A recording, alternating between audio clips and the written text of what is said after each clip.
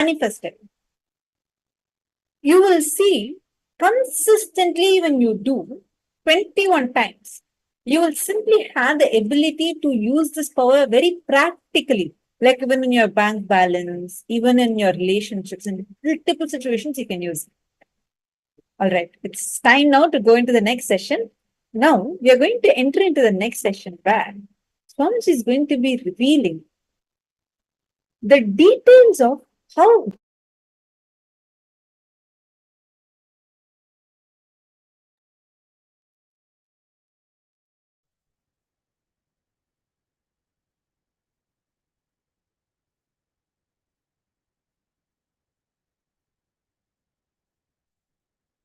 Nithyananda, everyone.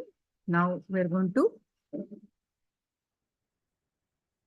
learn more deeper, powerful cognitions about wealth manifestation, wealth consciousness, or wealth, Nithyananda Yoga.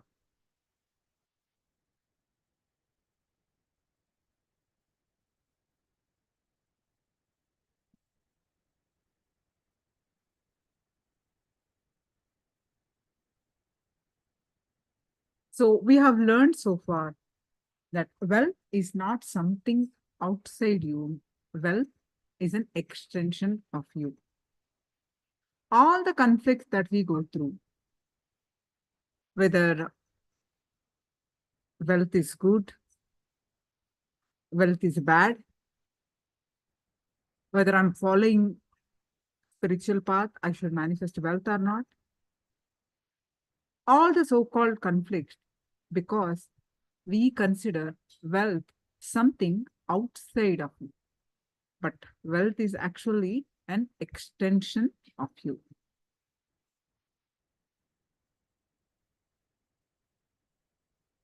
When you feel about life, what you feel about you, all these ideas, how are you feeling about you? All these ideas only decide whether wealth is good to be around or not. Wealth you will be able to manifest or not. How you feel about you, about everything, it decides about wealth. The quality of life that you feel, what you feel about you, decides the wealth is going to be around you or not. Now, let's understand some basic concepts. Many of us, wealth associate with some currency. They stop at it there. Currency is also part of the wealth, but currency is not equal to wealth. So then what is currency? What is currency? The current which keeps the currency moving. The current which keeps the current moving is the value of the currency. We may ask, why some country's currency has a high value, like a dollar, euro? Why some country's currency has no value or very low value? Understand, it is our ability to keep our currency moving. The current which moves the currency keeps the value for the currency, value of the currency.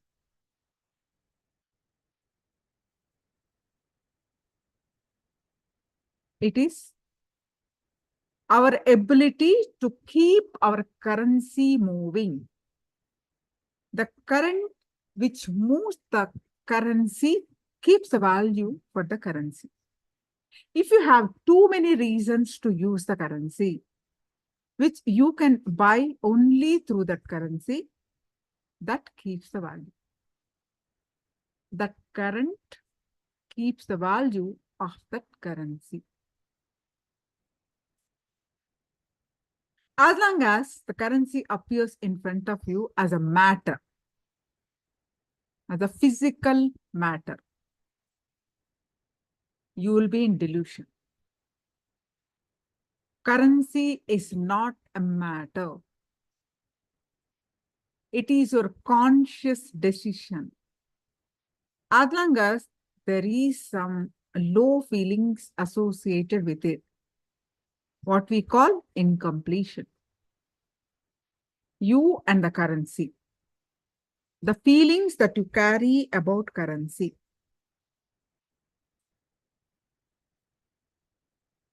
It's hard to earn. I may not keep it. I may lose it. Anything which makes you low feeling, which makes you what we call incompletion. There are blind spots. You need to be awakened to certain truths.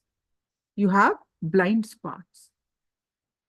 Your decision to continue, your decision to contribute to the world, make the currency move, your decision to contribute to the world, your decision to be intelligent through your contribution, your decision to inspire.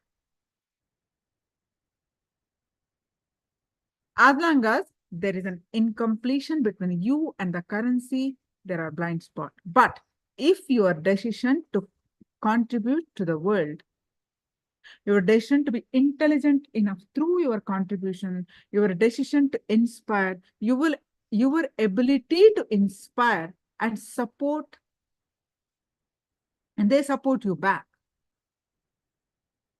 It's all the whole triangle, whole roundabout, the whole circle is wealth. When the mass starts getting frustrated about currency, the collective global economical meltdown starts happening, as you might have noticed. Economic meltdown is nothing but mass getting to the understanding, mass trying to come out of the delusion called currency.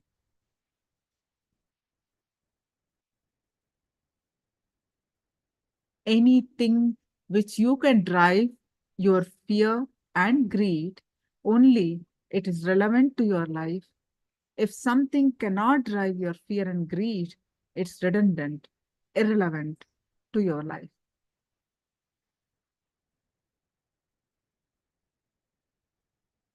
What Paramashiva talks about the wealth in the Agamas.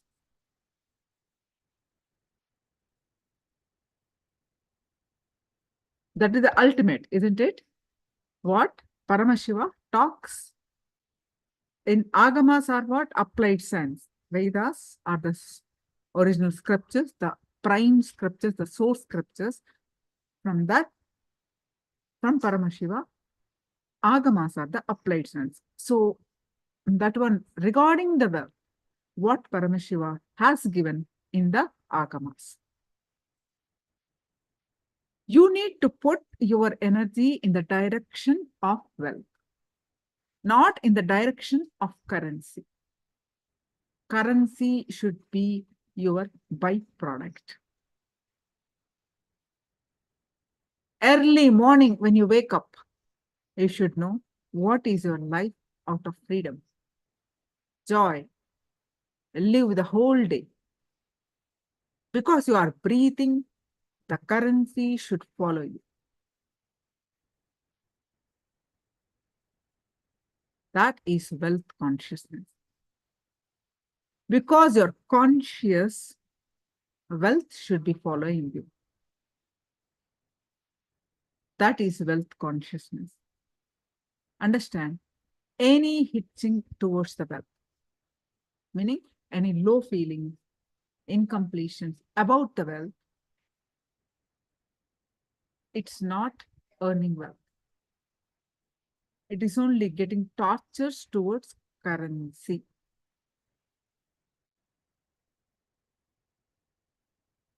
Wealth, as per Paramashiva from the Agamas, is your ability to intelligently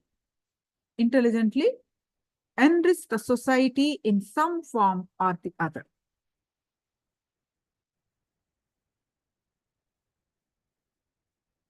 currency will follow. I repeat, wealth as per Paramashiva from the Agamas is your ability to intelligently enrich the society in some form or the other.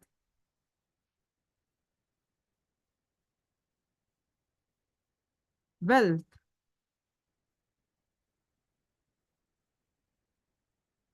enriching does not mean only through teaching. It can even be stitching their shoes. Means your contribution. Even that is enriching. Enriching in some form.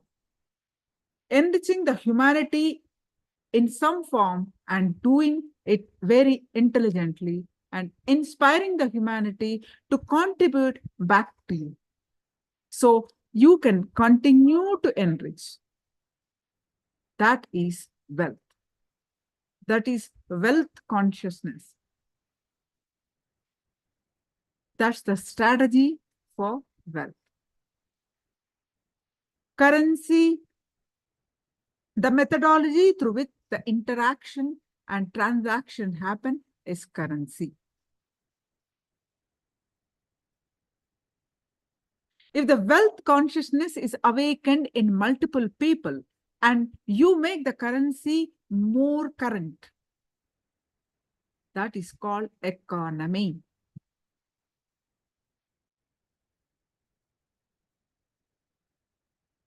The first awakening you need to have is no cunning strategies. Shortest distance between 2 points is straight line. Most powerful strategy for manifesting wealth is integrity. If you're really interested in living with the wealth forever, the most easiest right strategy is be in integrity. So decide with responsibility, you will start contributing to the humanity. The first understanding, the conclusion you need to arrive, integrity is the best strategy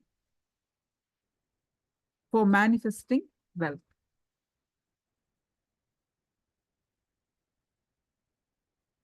Understand? A man who owns manifests wealth.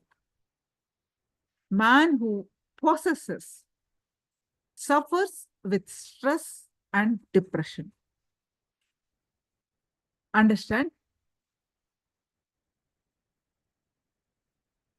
Possessing is exclusiveness.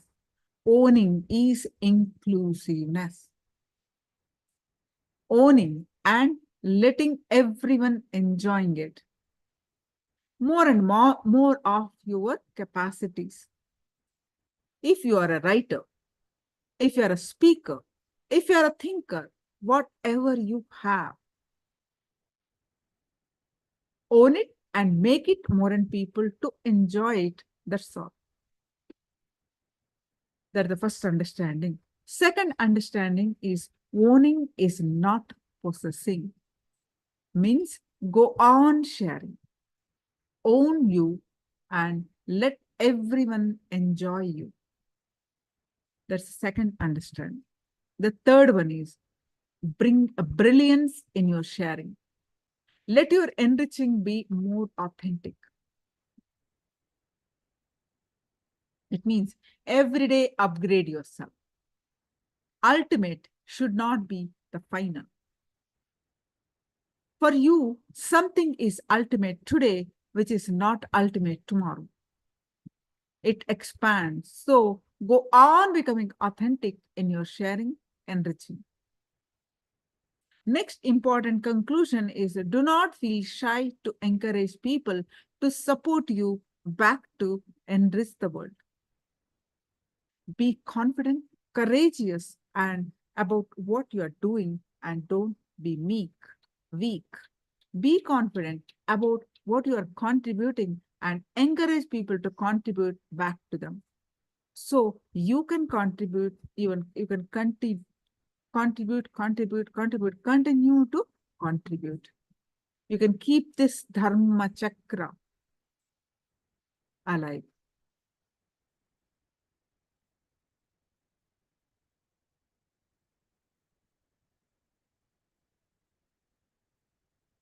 Any questions? Please let me know.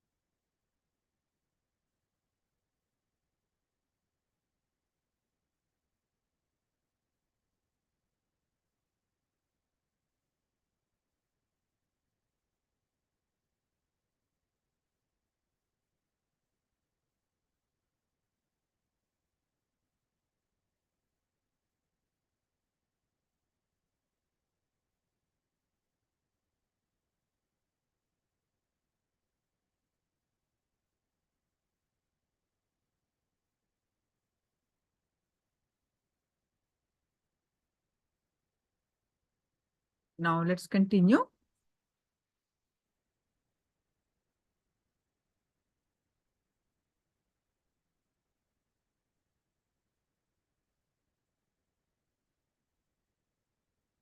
Whatever your understanding, please post it in the chat. So it will be more when you are typing, when you are understanding, some more clicks. When you internalize, I repeat again and again, when you listen, you learn certain extent. When you internalizing and expressing it, you learn more and more.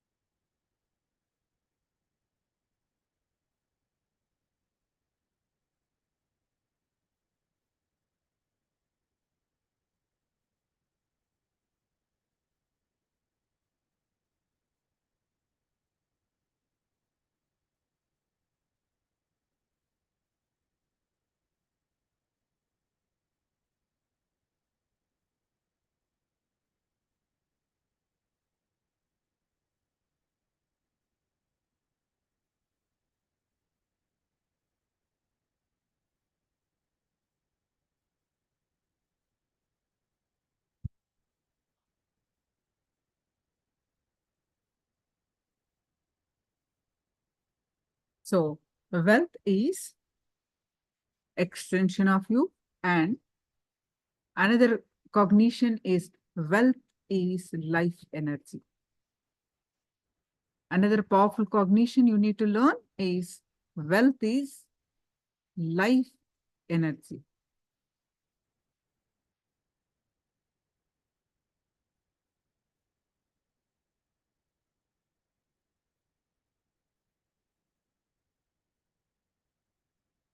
In the concept I have been taught, only those who are shrewd and calculating can make money in business. That's so unfortunate. See, here, yeah, that's so unfortunate.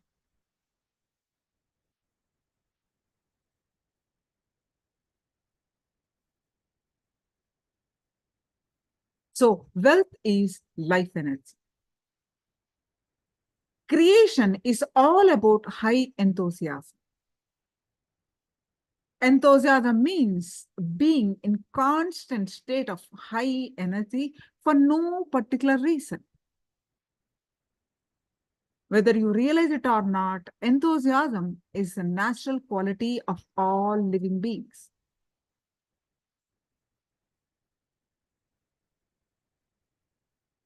It is your very quality, just like your breathing. It is a natural life force that runs through us all, urging us to move continuously towards greater and greater creativity and expansion. Expansion is the natural flow of life. The abundance in any form is the very nature of life. Whether it's a material wealth, knowledge, relationship, or spiritual growth, abundance is the natural flow of life.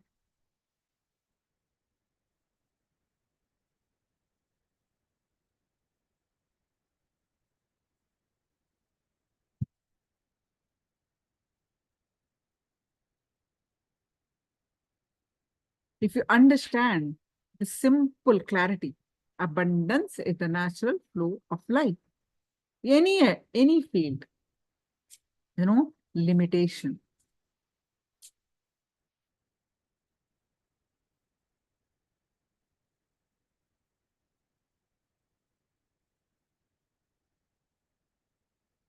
If you are limiting means you are creating energy blocks for yourself.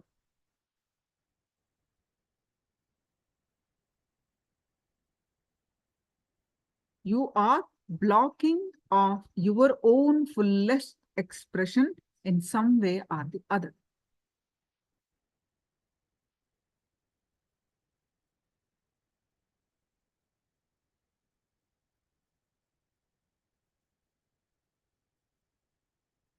So many feel I'm working so hard, but I can't seem to create enough wealth. It's a common problem people talk. Wealth is for high achievers. But if you're still feeling that you're working hard, achieving for high, but you can't seem to be creating enough wealth, that could be directly related to that. No matter the way you relate to your work, how do you see yourself? How do you see yourself? Are you seeing yourself as a worker? Are you seeing yourself as a manager or a high achiever? The worker does his job, but he never bothers to go beyond beyond the brief. He procrastinates, passes the buck, occasionally cheats, and generally tries to get by doing with as little work as possible, as little. He lives for payday. The manager takes up some responsibilities and struggles to fulfill them. He is anxious to produce results and impress his superiors. He lives for rewards and recognition. Then what is a high achiever? A high achiever is one who simply keeps on performing with no thought for rewards. A high achiever is the one who simply keeps performing, or keep becoming authentic with no thought for rewards. He is fueled by sheer inspiration. He has abundant energy and is not afraid to take risk. He takes ownership. He lives for the joy of creating and expanding his boundaries. So wealth is for high achievers. Wealth chooses those who don't bother to compare what they give and what they receive.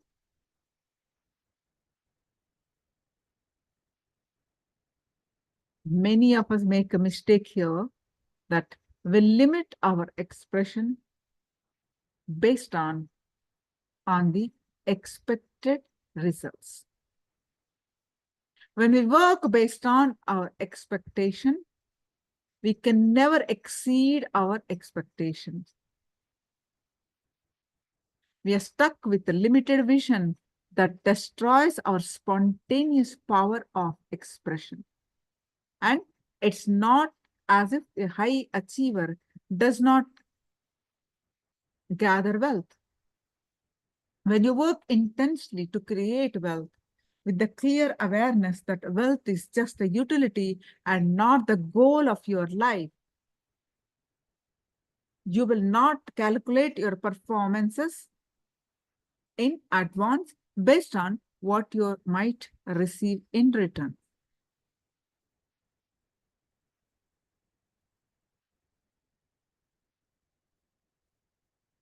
The attitude of a high achiever is purely spiritual.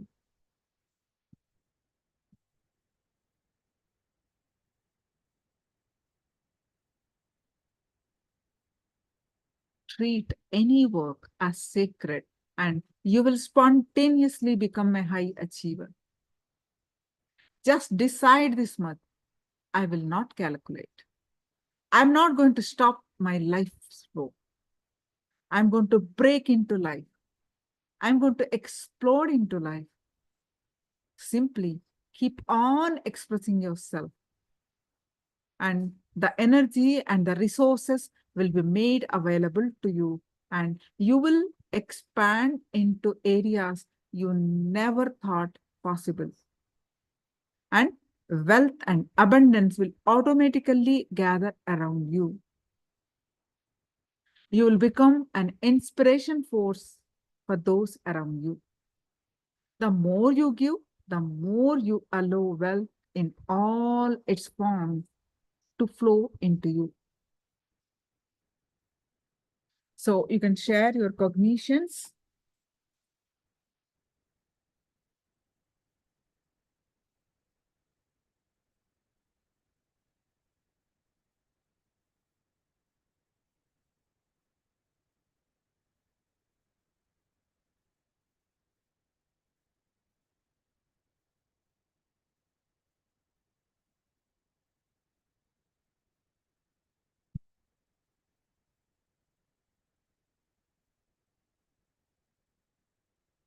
So Zhou Hong says, to what extent one can enrich others with wisdom is the key to wealth.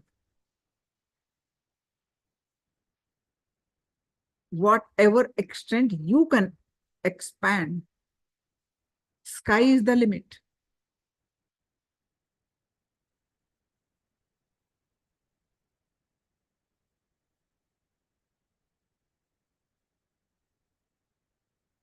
So Hong, you understand? Sky is the limit.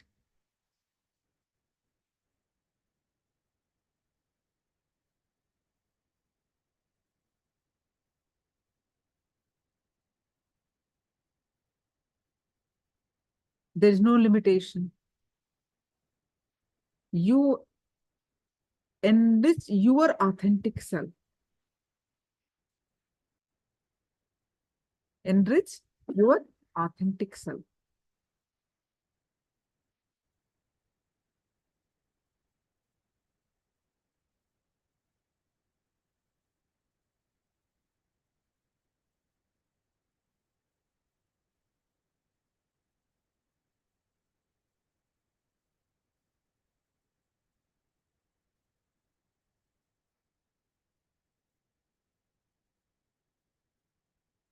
And I guess some of you are offline. Please come in front of camera. A really powerful cognition today about the wealth. All auspiciousness is wealth. If you awaken the wealth consciousness.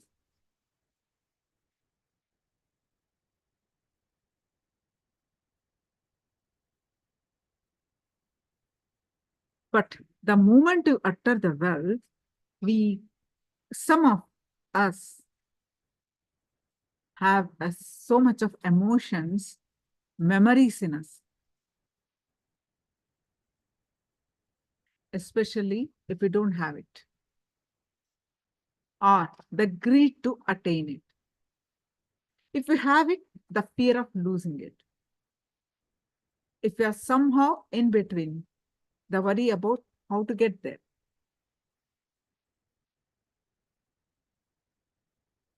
The very word of wealth creates so much of pain in so many people. The moment you think of wealth, too many fantasies, too many failures, too many broken dreams, too many pain and too much suffering is awakened, not the auspiciousness.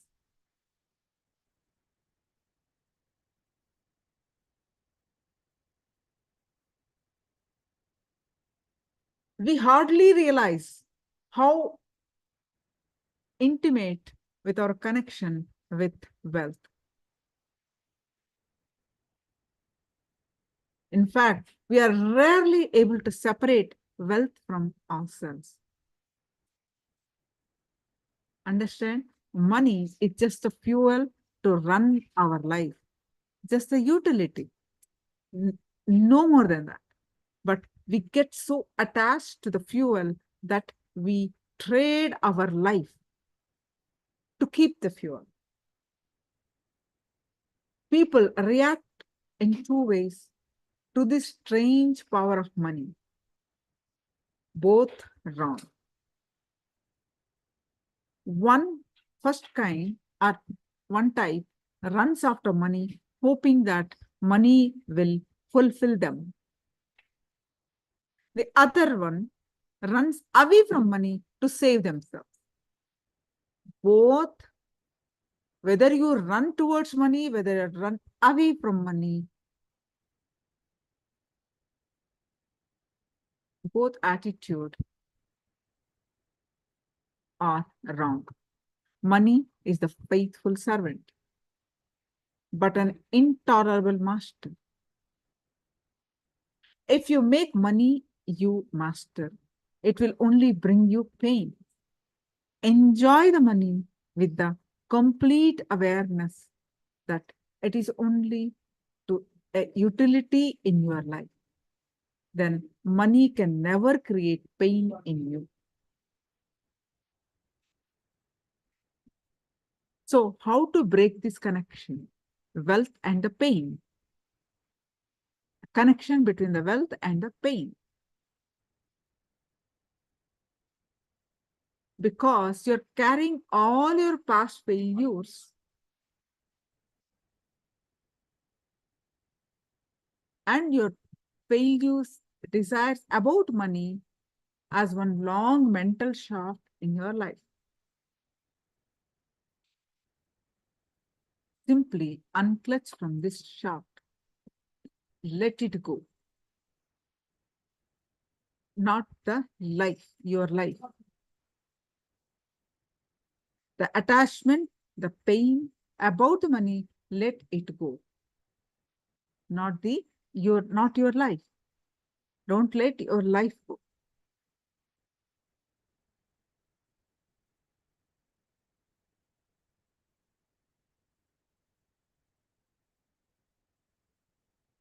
No need to unclutch from money, but the emotions that you associate with the money. You say money problem, money worries, money stress. That you unclutch, that you let go. Not the money. We are doing the opposite. We let go. We usually unclutch from the money, but cling all the money stress, money worries. Only once you break this wealth and pain togetherness, once you break this connection, you can invite abundance into your life with ease.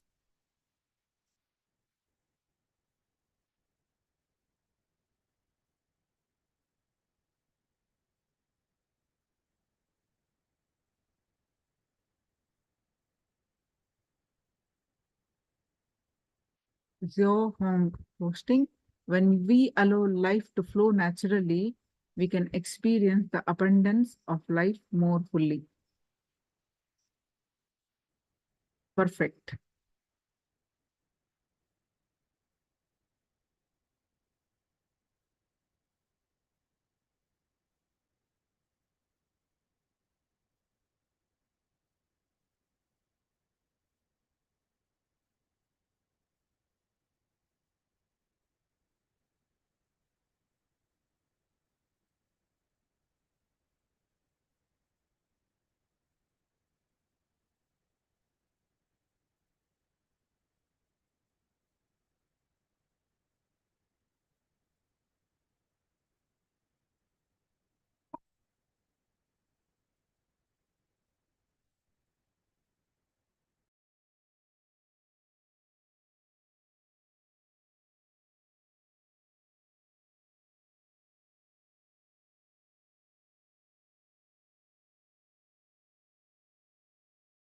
Now, let's understand the secret of wealth creation.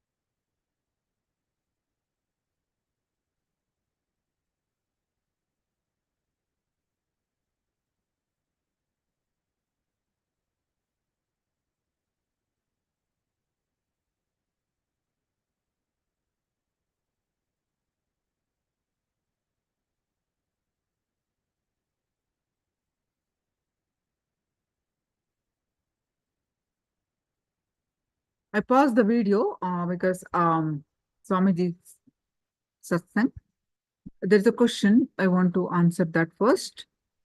May I ask Zio Hong? May I ask the teacher a question?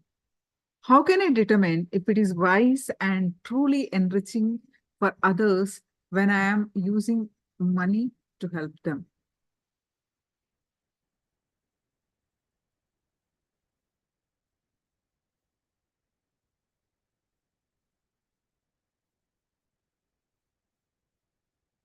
If it is truly helping them, really they cannot. Ma, true enriching is make them make money. Teach them make money. You can also help if they are really in need.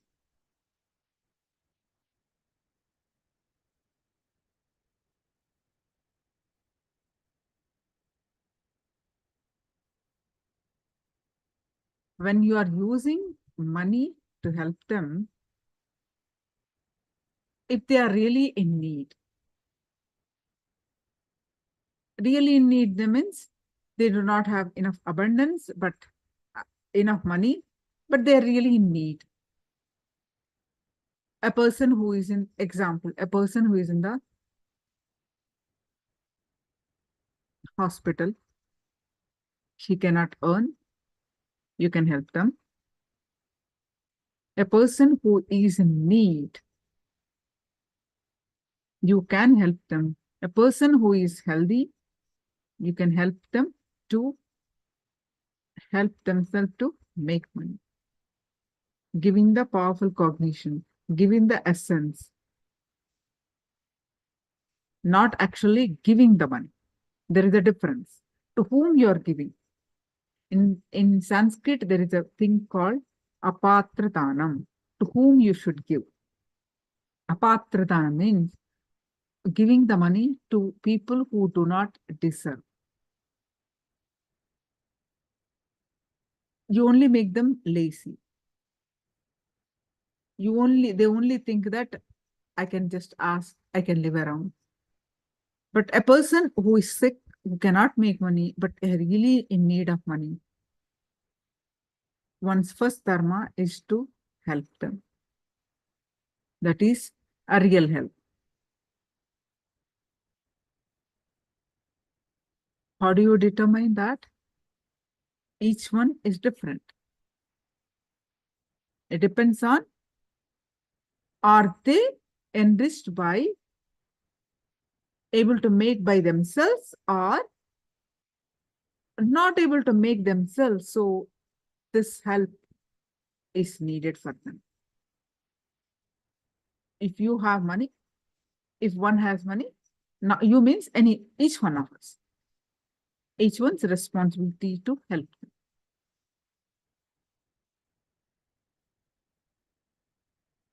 But primary responsibility is, supposing if you, because you have learned this powerful cognition, you implement this in your life and see if you're seeing your friends, family suffering with struggles, financial struggles, or anything,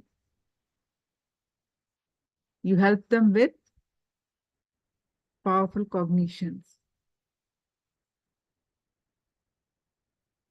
How you decide? With this basic guidelines, you are your own judge. Your intuition.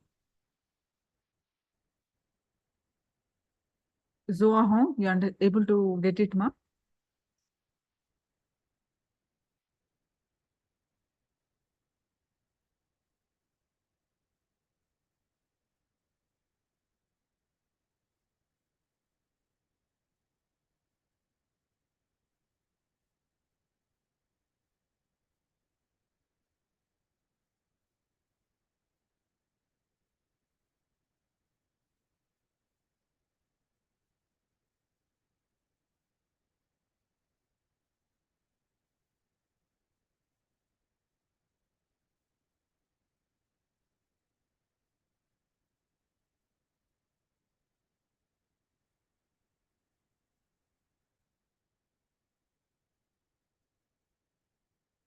Yeah.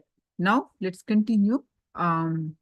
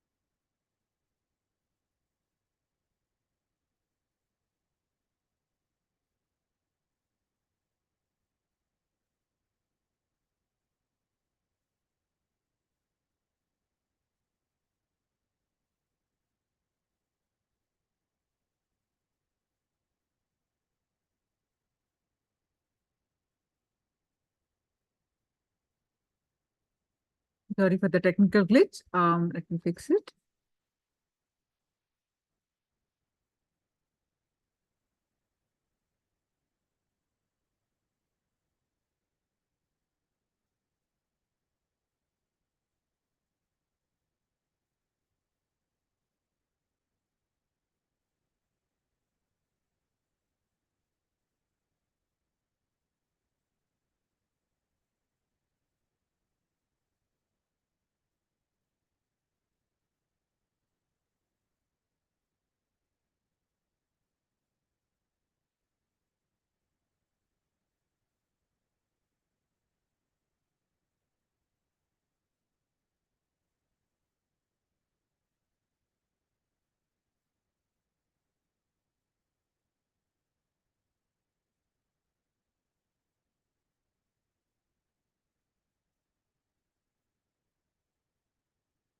And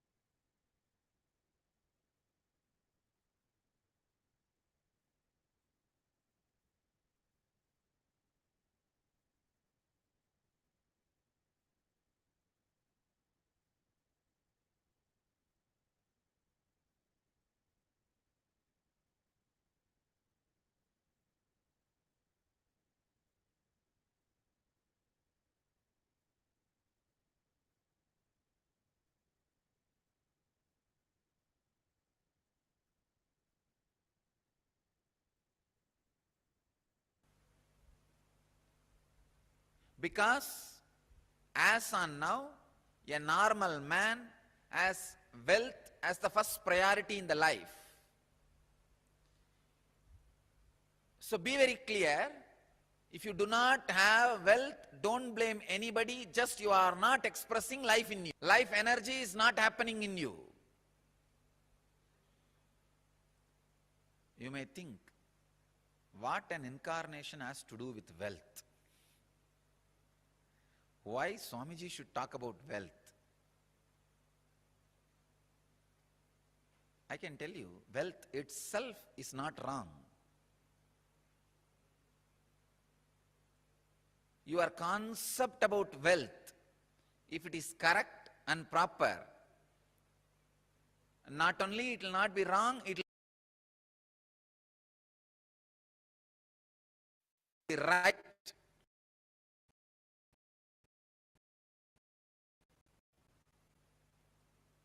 I wanted to present first concepts about wealth properly. First, when a man decides to create wealth, not steal, understand, create wealth, you will have wealth and the great fulfillment you lived. And your whole energy will be towards the creation, not destroying others. I am seeing very clearly, the fellows who are interested in destroying others, going after people, harassing them, they are completely dull, dead. In their very consciousness, they are poor. I tell you, the consciousness, attitude which works towards creating wealth makes you non-violent, because your whole energy becomes creative. Creating wealth brings tremendous interest in life and non-violence. First I have to clear all the wrong concepts about wealth. Only then I should talk about wealth. Otherwise you will not be able to grasp why an incarnation, a Paramahamsa should talk about wealth, why a sannyasi should talk about wealth.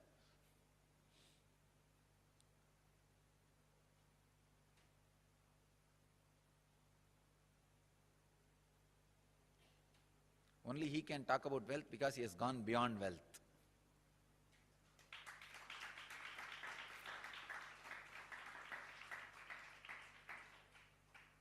He cannot be made wealthy by wealth. Only a man who cannot be made wealthy by wealth has a right to talk all the secrets about wealth. Only those methods of grabbing, stealing, robbing is wrong, sin. Otherwise, creating wealth, if you are contributing something directly to the people, universe, if you are grabbing from others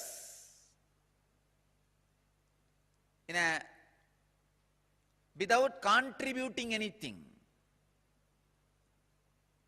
that is what is sin. So creating wealth is intrinsic part of life.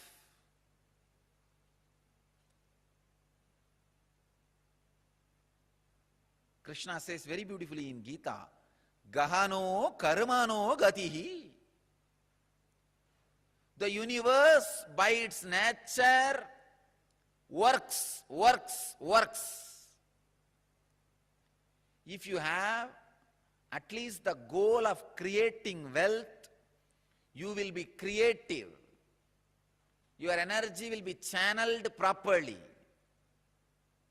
I can give you the clear guidance. The first priority should be in the life for moksha, enlightenment.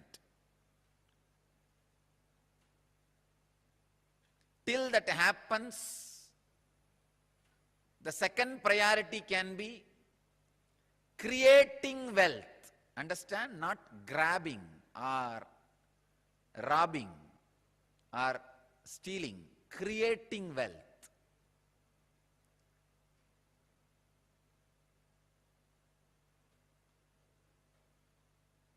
Anything else is a third priority. And I don't want to talk about third priorities. Creating wealth makes you non-violent. Because you will be too busy with the people, with the world, with life, by creating.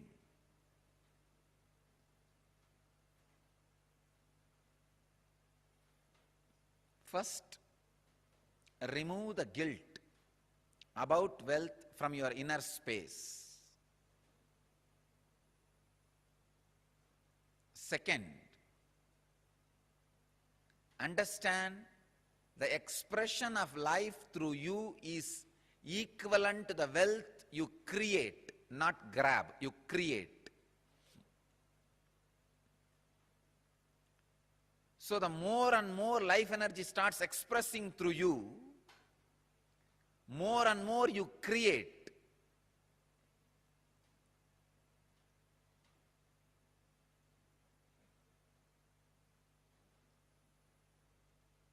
Life energy expression and wealth is one and the same. Seekers always justify their poverty as their spiritual quality and innocence. So if you are not wealthy, understand, if you have decided not to create wealth, great. But if you want to create wealth and not wealthy, if you have a greed for the wealth or a desire for wealth and not wealthy, be very clear, you are not a seeker, you are a seeker. Something is seriously wrong in you. Look into it. Wealth itself is not sin. Somebody is having problem because of having. Somebody is having problem because of not having. Problem is a problem. Wealth is not a problem. Problem is a problem. Wealth is not a problem. Person who is having guilt because of having, person who is having guilt because of not having, both are big, you can say very big sickness. I have seen many of these rich men, because they carry a deep guilt imposed on them by society, even though they created their wealth very honestly, in a creative way, because of the guilt imposed by society on them, they live a very miserable life and go on drinking alcohol and trying to have high costly entertainments just to forget this guilt. Many times they come to me for their problems and in need of solution. When I analyze their inner space and life, there is no problem. Then why are they suffering? The only guilt which they are carrying, which is imposed on them by society. I tell them, come on, don't imbibe the guilt given to you by the fellows who are incapable.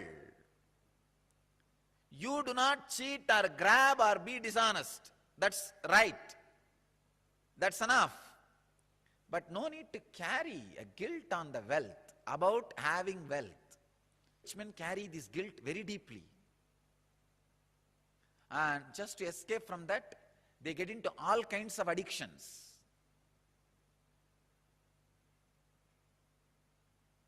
And their life is hell as a fellow who doesn't have money.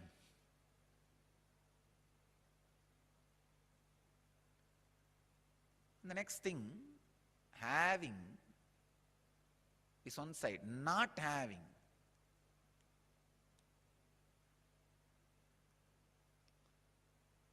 This is a very funny side. Having the desire to have wealth, not having it, but giving a valid reason why they are not having it. This is also another one important slave mentality. We always think work not done plus valid reason is equivalent to work done. And your mind is such a cunning mind, it creates very valid reasons and justifies itself. Why? You are poor, and not only that, adding sacredness to poverty. Who are adding sacredness to poverty. Relax. Don't add sacredness to your scaredness. Because you are scared of life, you back out from life, and for the feeling of scared, you add sacredness. You start saying, no. You see, I am not the kind who can tell lies. This word is a lie. I am not the kind who cheat others. What is there?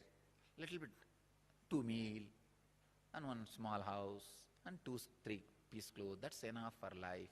If it is enough, why are you going around and bragging about it? Be content. The fellows who talk about their poverty being their great quality will not keep quiet, because they are trying to make sacredness out of it. It is such a cunningness, how people brag about their wealth and try to create identity. People brag about their poverty and try to create identity. At least when you brag about your wealth and try to create identity, you will be little intelligent, because society would have beaten you, would have learned a lot of lessons from society, and you will be more creative.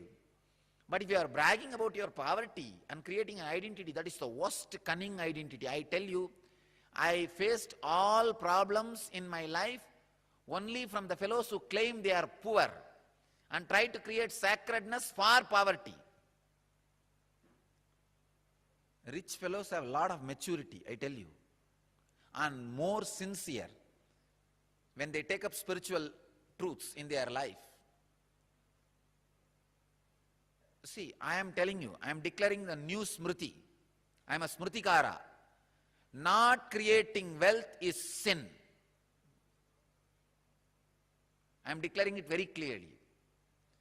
Just like a grabbing, stealing, accumulating wealth in a wrong ways is a sin, grabbing, stealing, robbing, how it is sin. Same way, not creating is sin.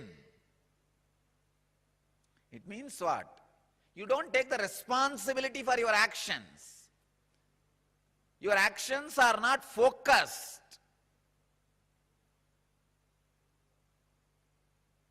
It is like just cheating in the name of work. I have seen all types of cheating. I have seen people doing all kinds of cheating. We have this wrong concept. Work not done plus valid reason is equivalent to work done. Work not done plus valid reason is equivalent to work done. It's a very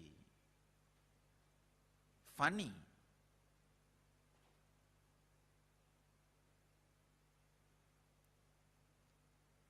Especially these Vedantis.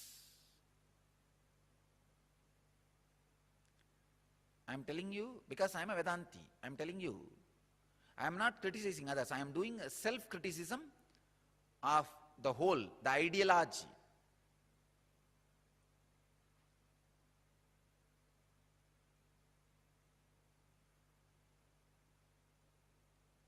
Vedantis missed to give a right understanding about wealth to society.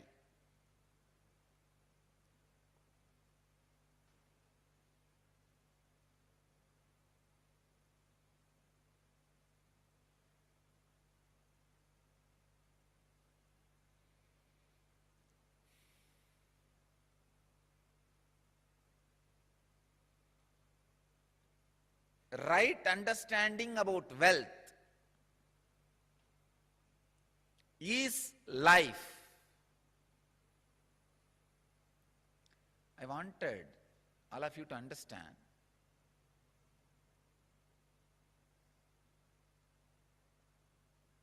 donating or doing charity is nothing wrong, great.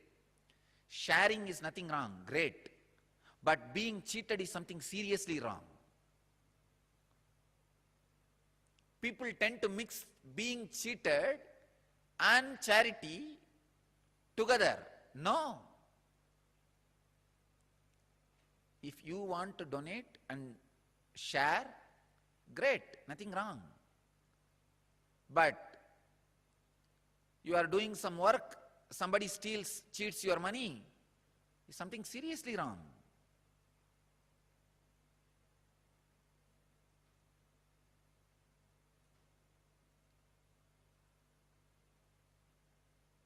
Be intelligent. Be little more practical. Stop the mental blocks and a deep hatred you carry for work. Please understand, as Krishna says, Gahano karmano gadihi. Life's flow is work. If you are not creating wealth, all your work is happening in wrong direction. Your work is happening more in the line of destruction, not in right direction. The integrity, I am telling you from my experience. Now experience of handling so many worst possible situations in life. Actually, this whole rumors and the problems created around me has made me really rich in life. Economically, I may not have become rich, but in life I have become very rich. Now I know how to handle people. I know who should be trusted and who should not be trusted. I have learned a lot of lessons. Actually, I tell you, these lessons are really worthy of the money we lost. We lost a lot of money. But these lessons I learned are really worthy because it will be asset forever for the whole future. Sometime, the lessons you learn become more valuable than the situations try to hit you. Look in.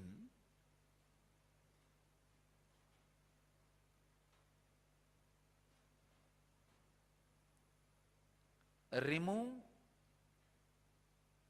the deep hatred for work. See, life is by its nature flow.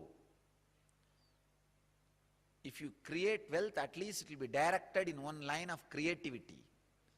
If you are not creating wealth, be very clear. One, you will be spending all your time in destroying something, somebody, or you will be spending all your time in fighting with you, in depression. Fighting with your own self. Morning half an hour you will argue whether to create wealth or not. Evening half an hour you will argue whether to create wealth or not. Morning you will argue, I should create wealth.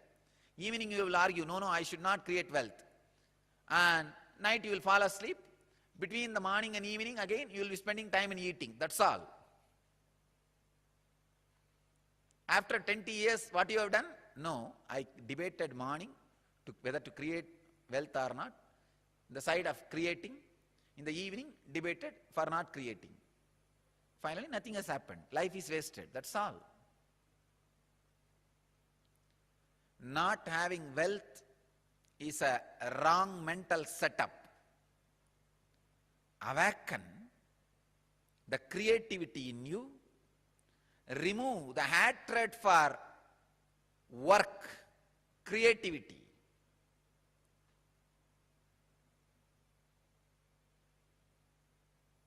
I'll give you further, deeper, exact techniques and process to create wealthy consciousness. First, you need to create a wealthy consciousness which is ready to take the responsibility to create and sustain, which is ready to take the responsibility of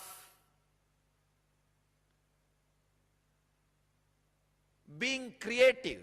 For being creative, you need to take many responsibilities. It doesn't happen like a breeze. Even if the breeze happens, you need to be responsible to keep your doors open for the breeze to blow through you, flow through you.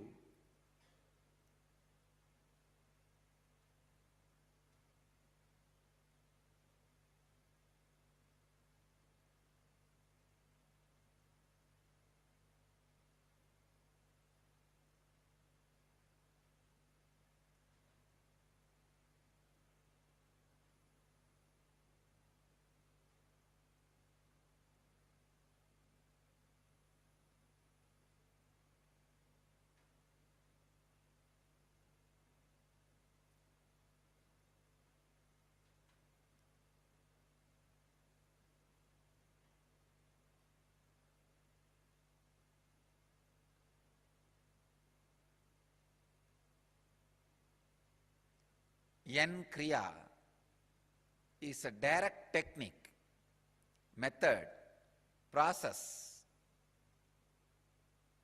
for creating a wealth consciousness in you. Of course, now I am developing a clear procedure and process, techniques and technology for creating wealthy consciousness in you. That is what I am offering as a Yen Wealth program. As on now, we don't have time to dive into all the aspects of wealth.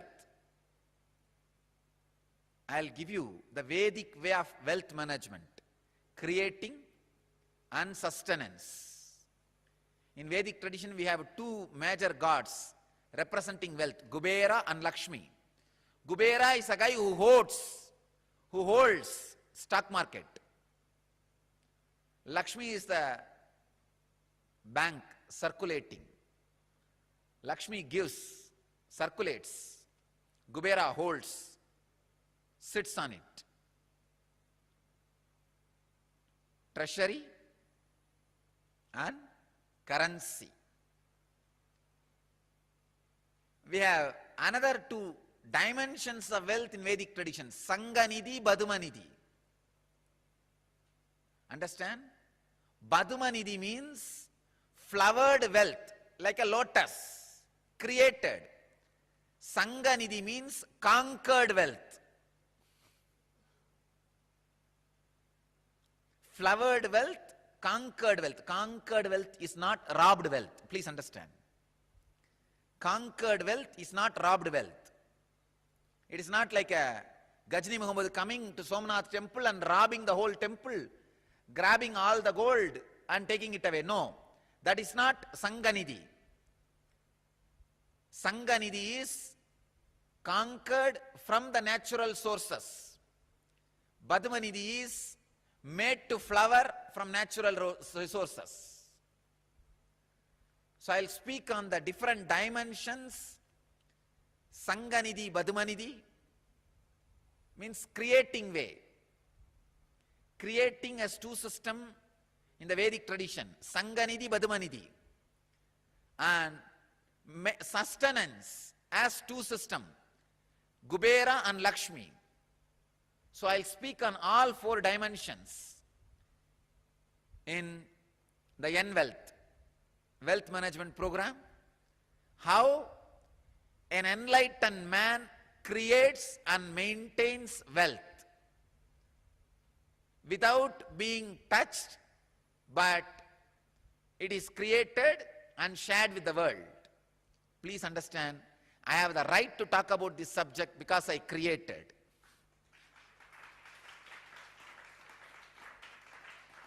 I have created this whole Sangha just based on a clear, the truth of enlightenment. Thousands of rumors may happen around me. People may try to create, but nobody can deny the honest, proper, hard-working way we created this whole wealth and maintaining this whole Sangha.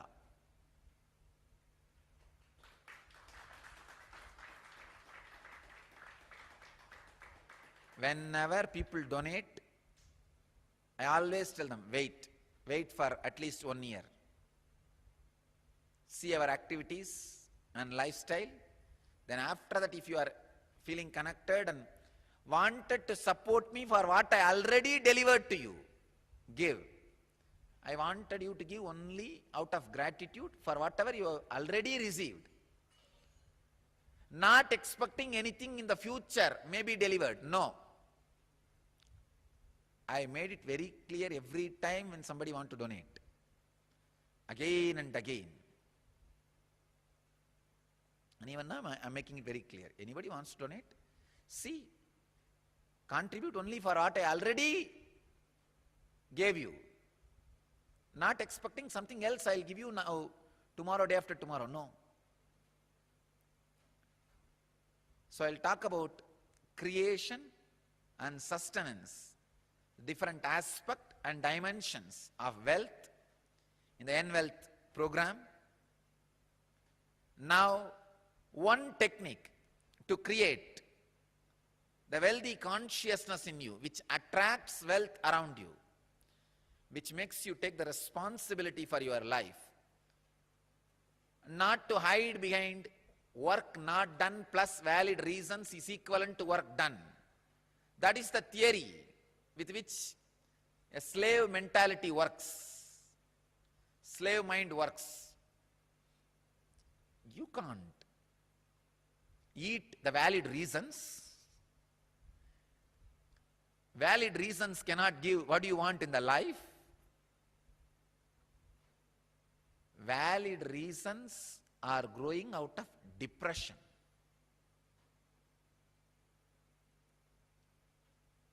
So let us first create wealth consciousness. I have a few questions. I'll answer these questions. Swamiji, we are exactly 1 month away from April Inner Awakening. Can you say a few words about uniqueness of April Inner Awakening? This Inner Awakening, I'm going to add 3 unique things. Technique for past life regression, techniques for predicting your death, techniques for changing the death, techniques for facing the death and using it as a door to enlightenment, and techniques for levitation. It is going to be a very strong special process and techniques for levitation. One question, I think these are from different centers from around the world. Difference between doing IA and multiple 2-day programs. What is the difference? Won't my mitochondria level increase by doing multiple 2-day programs? See, multiple 2-day programs may increase the mitochondria to a certain level, some maybe 100%, 200%. But the inner awakening is going to increase your mitochondria cell energy not only to more than 1000%, it is going to work on awakening the deeper strands of DNA.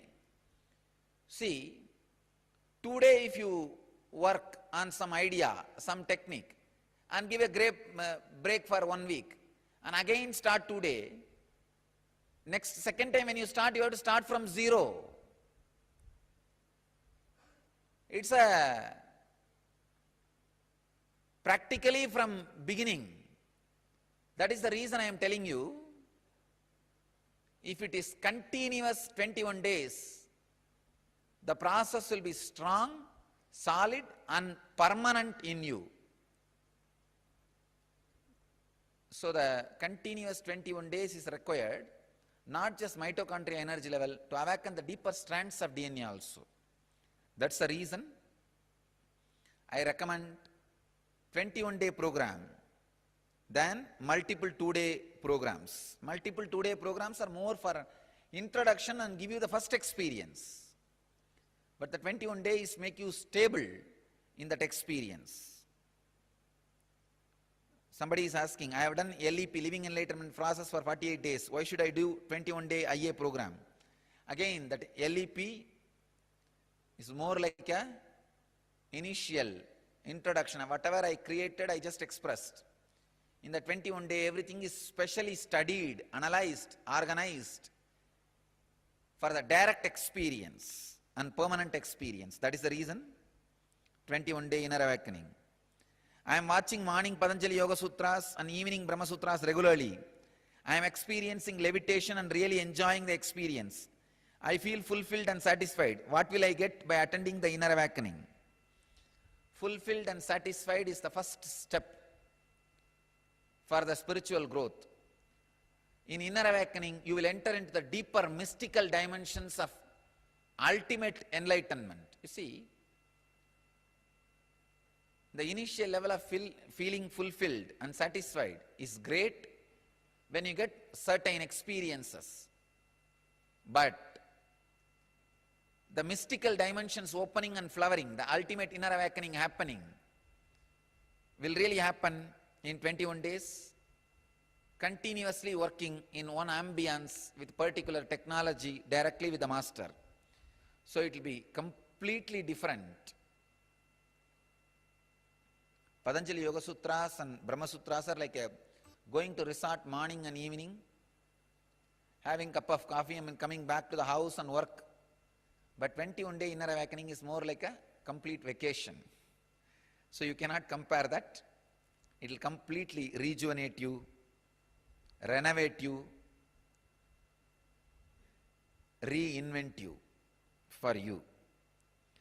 What experience will I get after doing inner awakening? Oh, it can only be experienced. What will I say?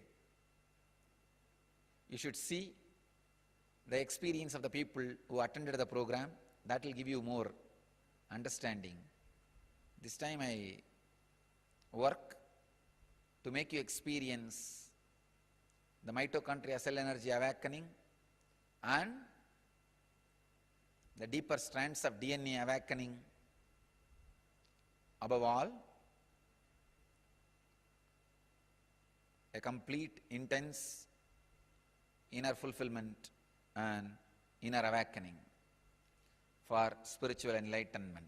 So I recommend, invite, expect all of you to be here for inner awakening from around the world. So I bless all of you. Let you all achieve, experience, live, express, radiate and share the eternal bliss, Nithyananda.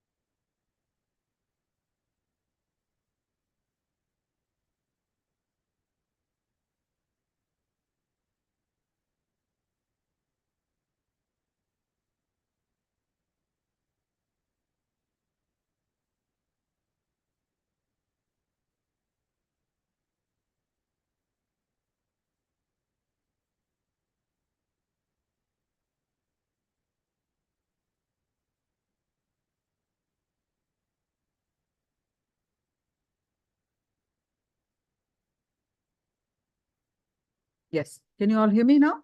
Yeah. So what is your understanding? Internalize.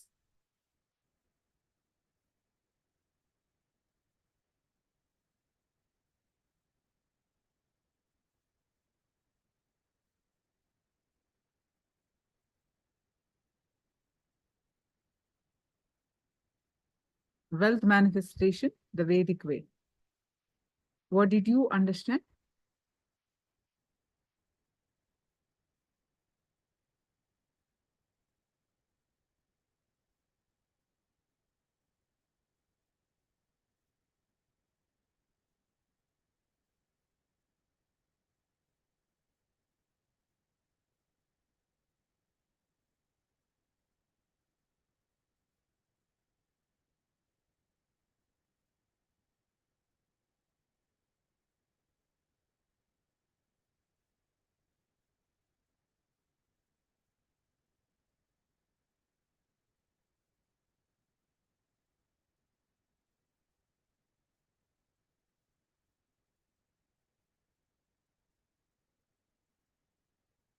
Wealth is a dimension of you.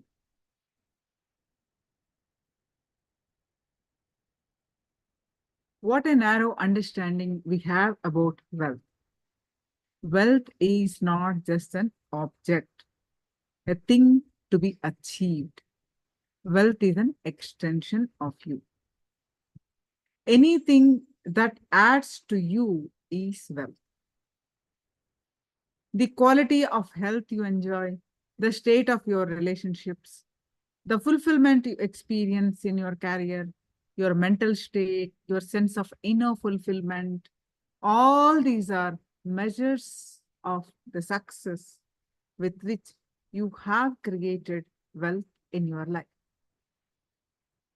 When there is a beautiful coherence in all these dimensions of your life, material wealth follows naturally. In the same way, the success with which you create and sustain wealth is a measure of the success with which you are managing your life. Life management is wealth management. Wealth is your personality. If you're fully alive, you would be naturally creating and enjoying wealth. If you're not wealthy, it means that some part of you still struggling for complete completion.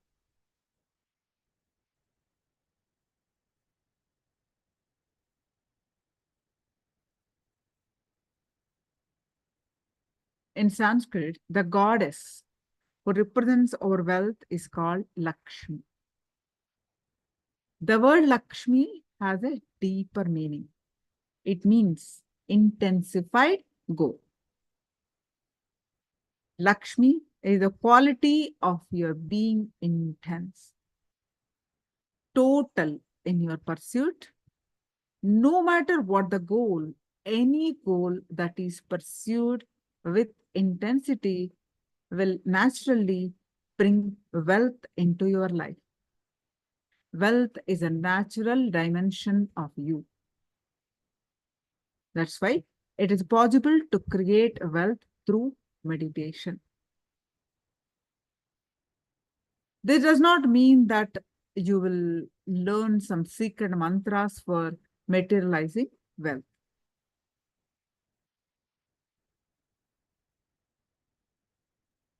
But just to clear up your unconscious mental setup, to undo your negative thought currents, undo your mental setup, unconscious mental setup and behavioral patterns that are coming in the way of manifesting wealth in your life.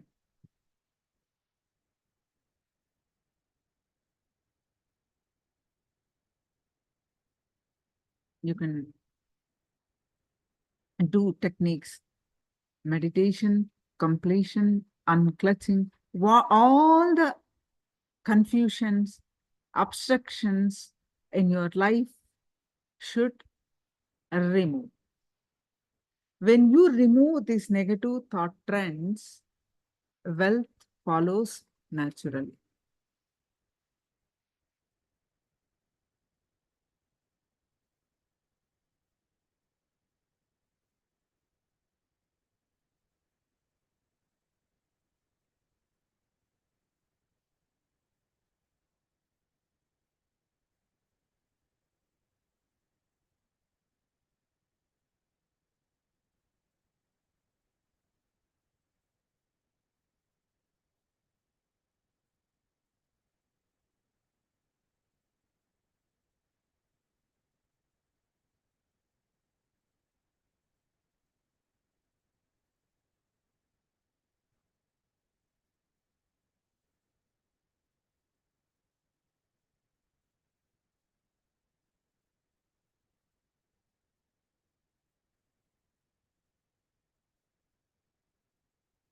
In Bhagavad Gita, the Bhagwan Krishna makes a wise statement.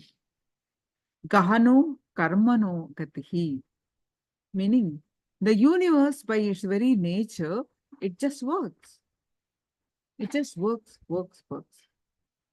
The nature of the universe is to work, create, and expand. Life's flow itself is work.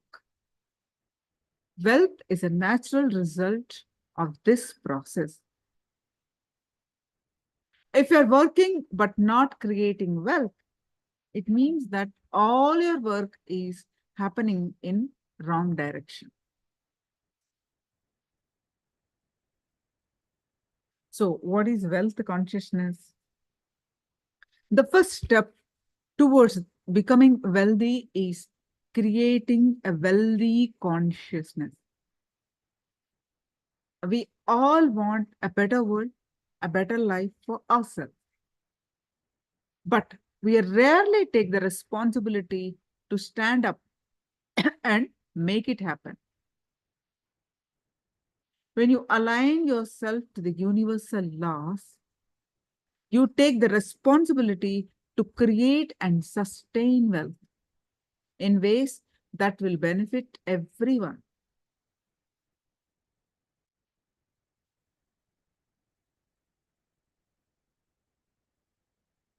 Make a clear decision to break the pattern, to break the myth, to break the mental pattern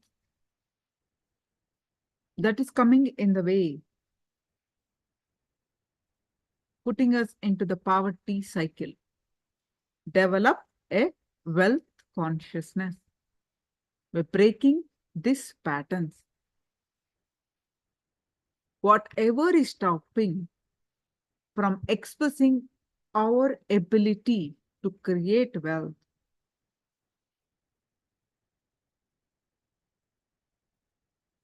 breaking that.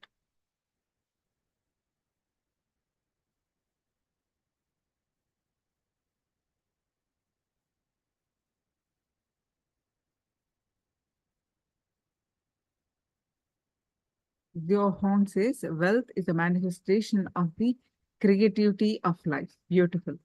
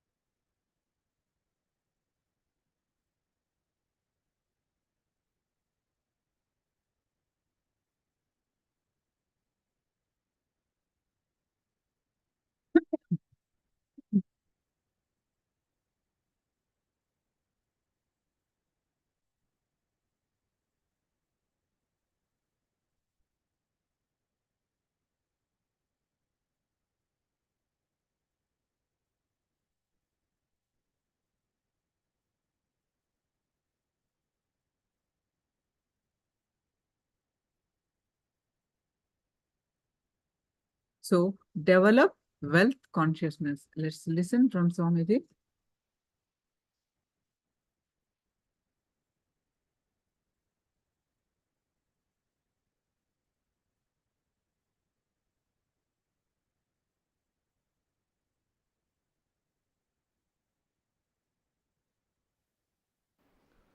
First, few basic things. Wealth is not something outside from you. It is extension of what is you. Please understand. You go on accumulating something in your life. If you are conscious, organized, you accumulate wealth. Otherwise, you accumulate poverty. But you go on accumulating something. Please understand, you cannot be in between. You can't say, no, neither I am progressing, nor I am losing. No. Either you are progressing or you are losing. Means, either you accumulate wealth or you accumulate poverty.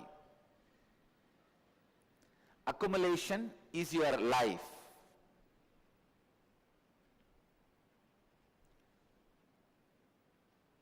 Wealth is not something outside you, it is extension of you. What you feel about life, what you feel about you, all these ideas only decide whether wealth is going to be around you or not.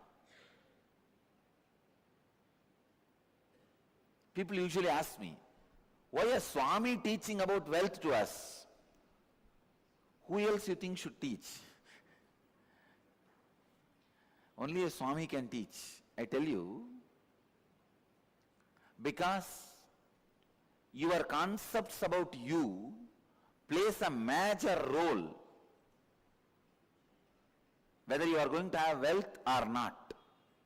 There are so many researchers.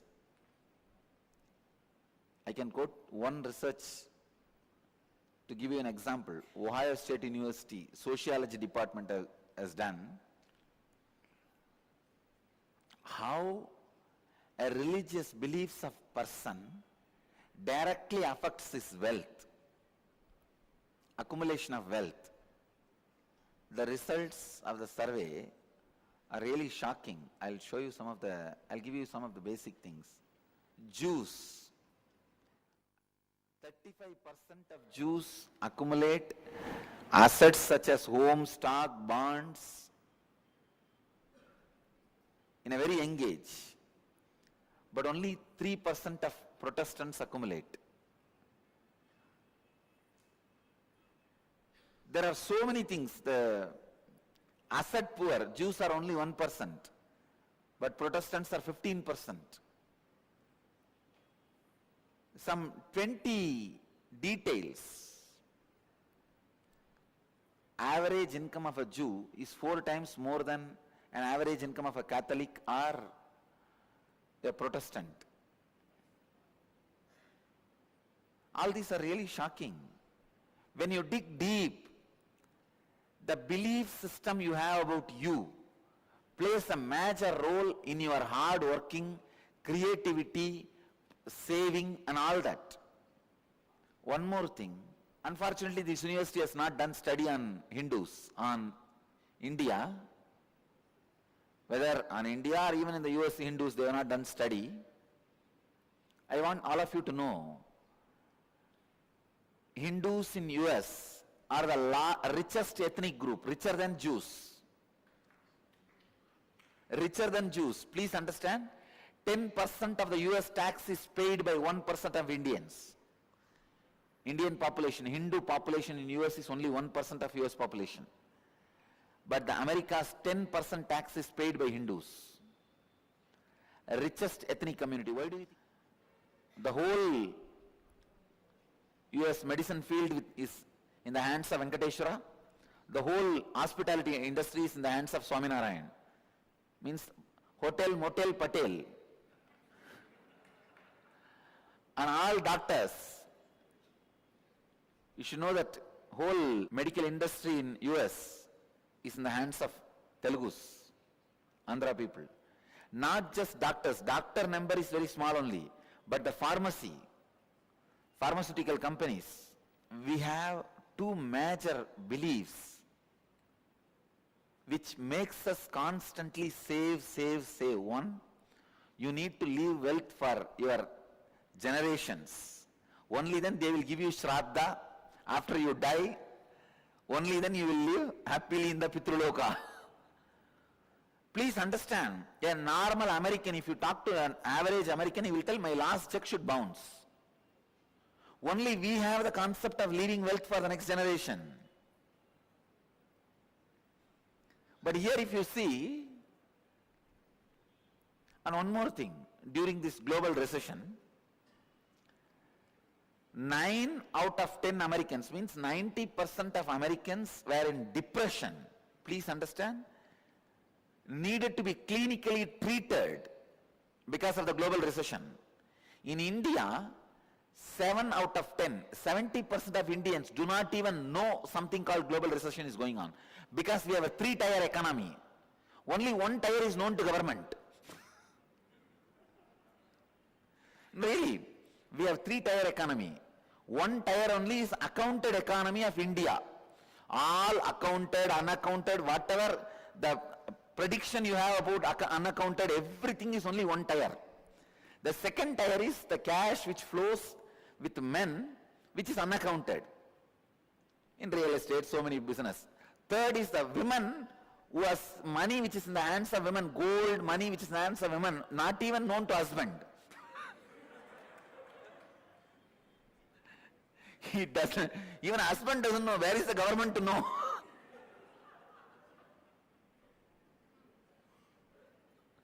We have a 3-tier economy. That is why the global recession could not touch India. Because all recession can happen only in 1 tier. This 2 tier is completely unaccounted. Anyhow, I can give you so many insights on how belief system directly affects the way you live as rich or poor. Now, basically I want you to understand, if you are not attracting wealth around you, if you are living in a consciousness not enough, there is something seriously wrong with your being. Work on that first.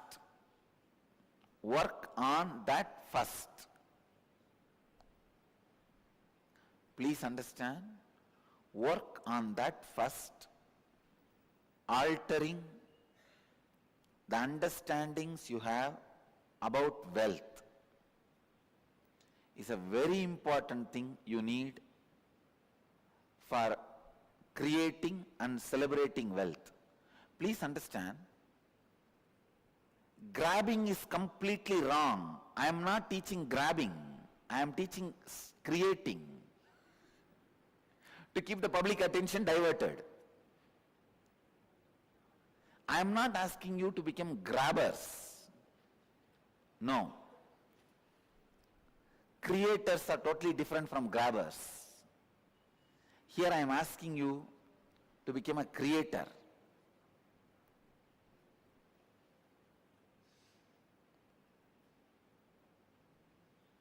Wealth is not just money and gold alone. It is a space in which you feel abundance. I am not saying without money and gold start feeling abundance. Have enough and have the space enough, both. Have enough, have the space enough, have both. Unfortunately, either you try to just have the space enough or have enough, and you are stuck. Having enough and having the space enough.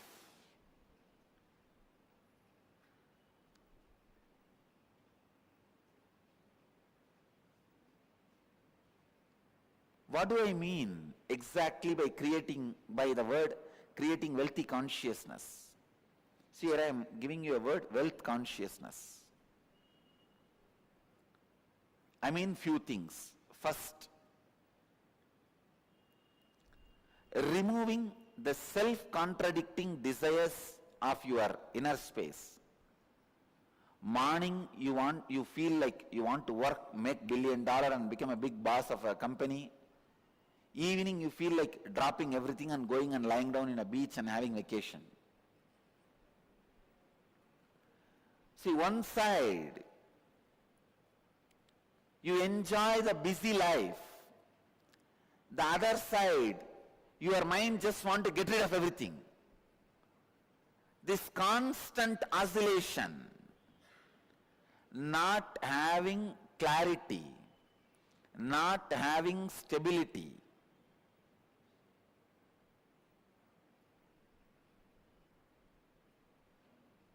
continuously not having stability makes you lose faith on you.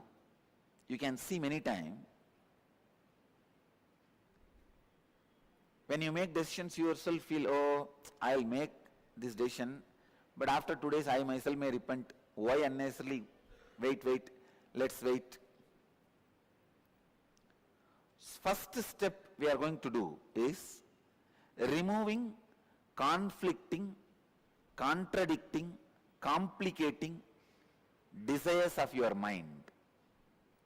Please understand, conflicting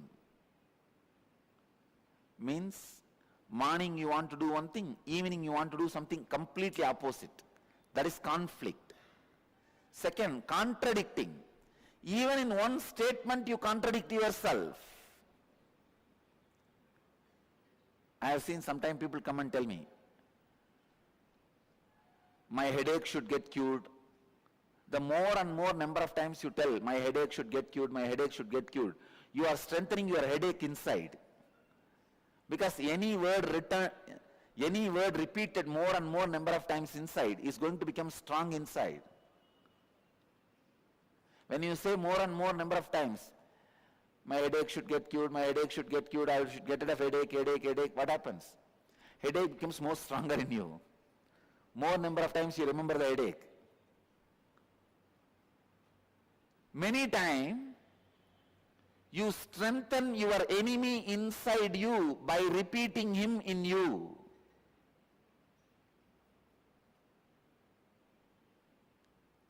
Understand, this is only contradiction.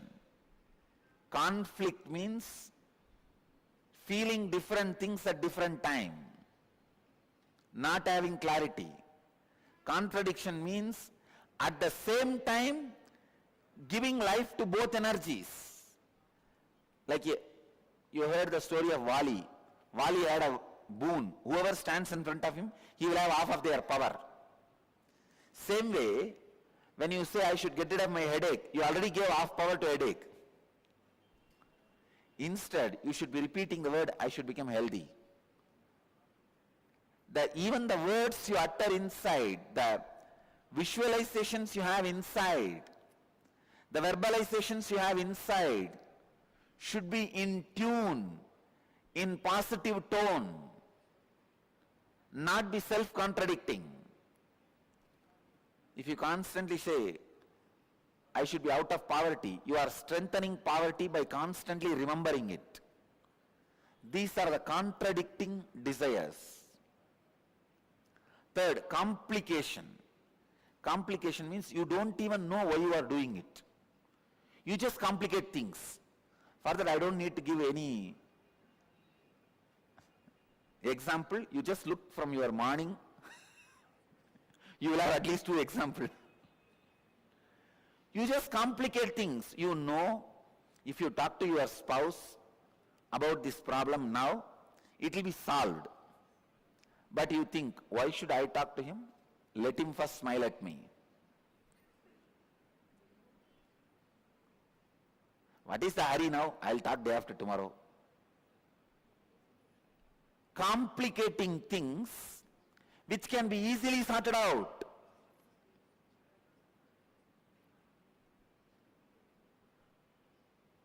many of your desires, your movements, your actions, you complicate.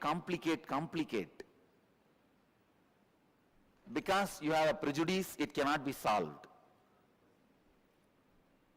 All of you understand? How you relate with yourself.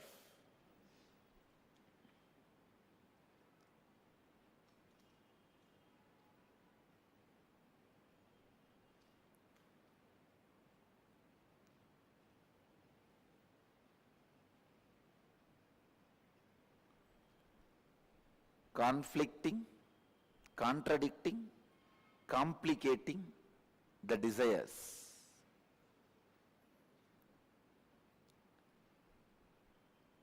I also wanted you to understand how you relate with yourself. In two ways you relate with yourself. First, the lower identity or the lower ideas you carry about you, or the higher identity, higher ideas you carry about you. If I have to give an example, very small things sometimes you feel, no, I cannot walk 3 floors and go to my office. So I don't want that job. Sometimes very small things, you complicate it so much and you really believe it is a big problem. I am giving you one example. But look inside. You will see hundreds of examples where such a small thing, because of the lower ideas you carry about you, and same way sometimes you carry very high ideas about you, and very difficult things, very difficult for others, you finish it so easily. Because the ideas you carry about you. Now first I want you to work. I'll give you a small exercise to work on the ideas you carry about you, so that I'll lead you to the next level of conflicting, contradicting, complicating desires. You felt very low and unhappy. Describe the incident and write down the experience you had about yourself. Contemplate and write down the lowest ideas you carry about you. I am not capable, I am not good enough, I am a failure, whatever you are carrying. Second, recollect the first incident in your life when you had the first idea about money. What were your first thoughts and engrams about money? Third, scan your whole life and identify if you had incidents in your life where you are left incomplete in aspect of money. Means feeling unfulfilled because of money. Write down the wounds that got created in you and in your relationships because of money. Answer these 3 questions. I will make you understand conflicting, contradicting, complicating desires, and how the higher identity, lower identity you carry. It is almost like a bypass surgery. Please, I will give you the example. When I say write down any wounds that got created in you in your relationship because of money, somebody asked you money, you did not give and the relationship is broken. Or you gave money to somebody and they did not return it, the relationship is broken. Or you asked money, they did not give and the relationship is broken. Mention all those, record all that. Then I will give you the deeper insights.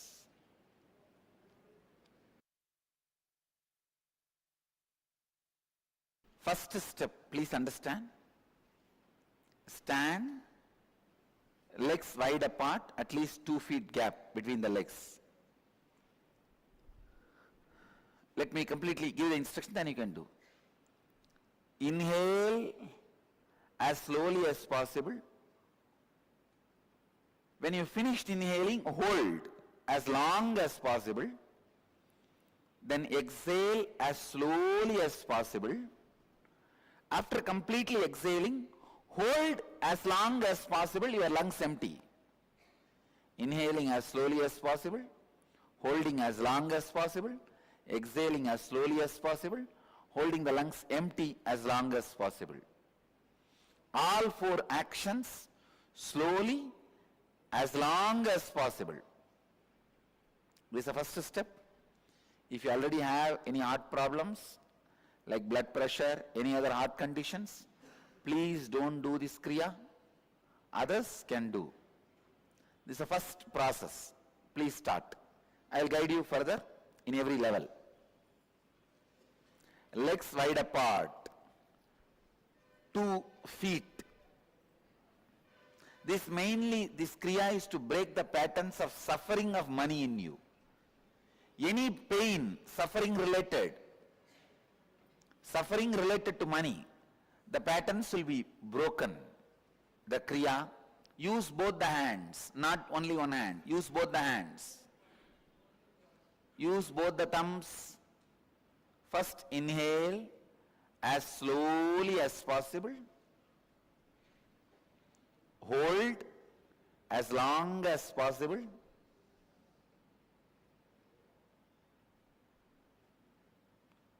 Exhale as slowly as possible. Hold the lungs empty without inhaling as long as possible. Do this continuously. Repeat the same cycle continuously. Intensely awakened. Let the energy fill you all. Let all the conflicting, contradicting, complicating desire patterns be destroyed in you all. Let you all create wealthy consciousness, rich inner space. Bring your awareness to the breath.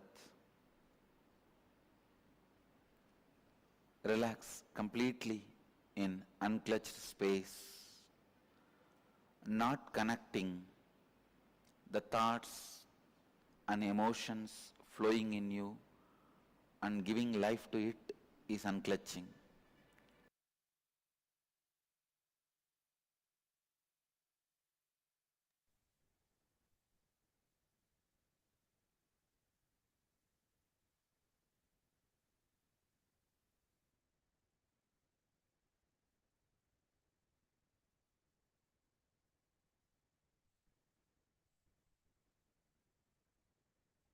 Yes, now let's do one round of power manifestation. Please go ahead and share your powerful cognition that you just heard. And also post your powerful cognitions from Living Enlightenment book. So let's do the power manifestation of levitation.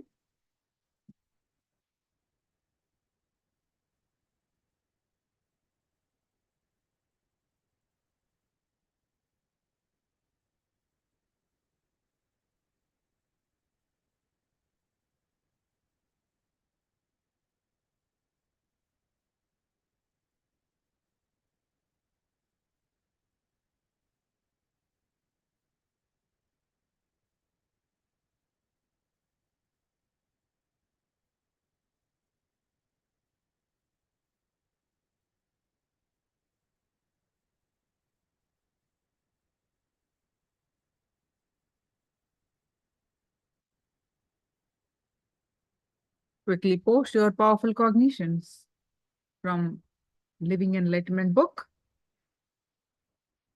We're going to do the power manifestation of levitation.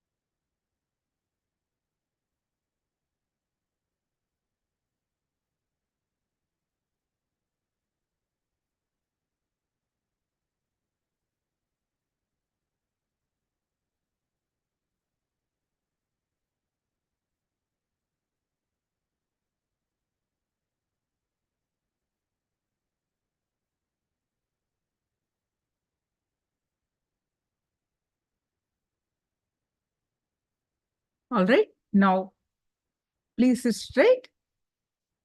Ensure a soft, flat mattresses underneath you for safety. And please be seated in the lotus posture or Padmasana. If you cannot sit on the lotus posture, you can sit cross-legged.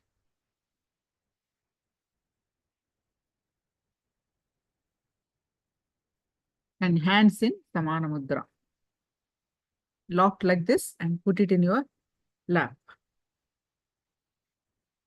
Now, sit straight with your head, neck, back, straight line. Bring your awareness to your third eye. Bring restful awareness. Complete awareness. Forget rest of the body. And fill your inner space with Swamiji's form.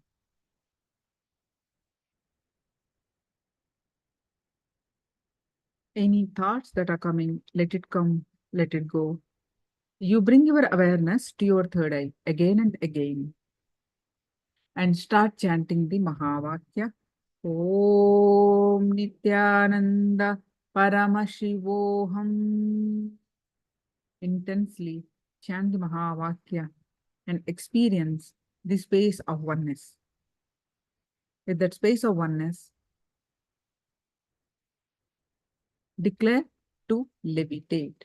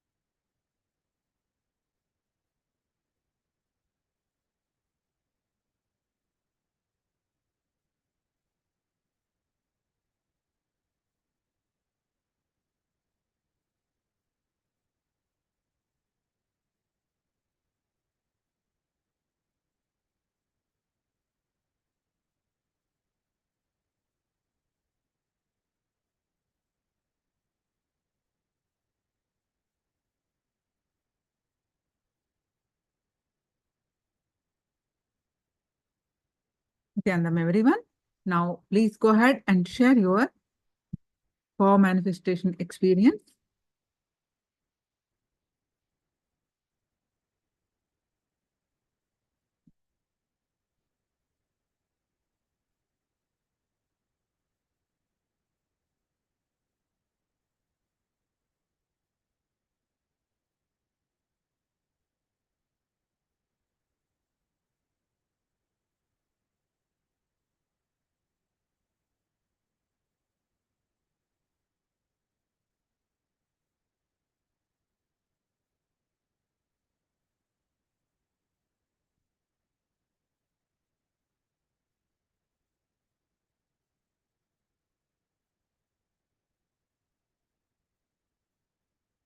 How did you feel, Xiao Hong, Yanglin, Jangling, Manitya Shanta Yogini? What is your experience of power manifestation?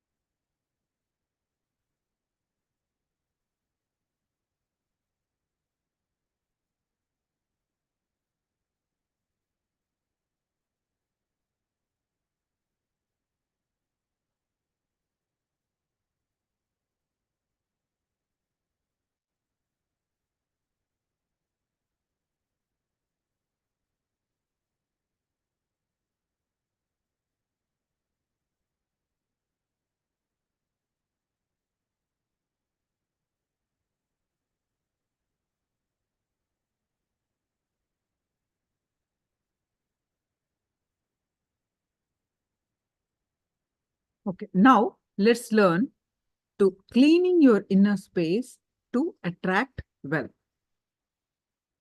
Cleaning your inner space to attract wealth. This is about a technique. One of the powerful techniques for attracting wealth is using your power of visualization and manifestation. But as we are only too aware, every intention we have, no matter how strong or deep, does not automatically become reality. Why is this? For an intention or desire to be transformed into reality, your inner space or inner screen needs to be totally clean.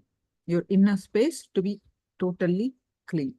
As of now, your inner space is corrupted by so many unconscious thoughts.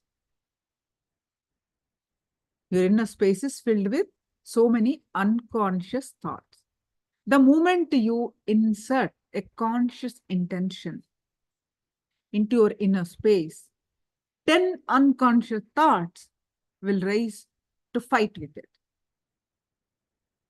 So the power of your intention is diluted and naturally it cannot become reality. So when your inner space is cleansed of unconscious thoughts, whatever intention goes in will be a single conscious integrated force. So the intention will be powerful enough to express itself as reality. Your inner space should be clean. So whatever intention you'll put, that will become reality. Inner space cleanse means it should not have unconscious thoughts. This technique is a simple, powerful way to cleanse your inner screen of unconscious thoughts by infusing awareness into it. focusing your awareness onto the unconscious thoughts. Even if it looks too simple, try it. Only when you do it can you experience the effects. The whole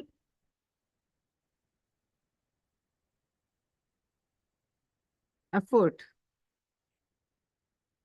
See, you see the menu card, so much of menu card, but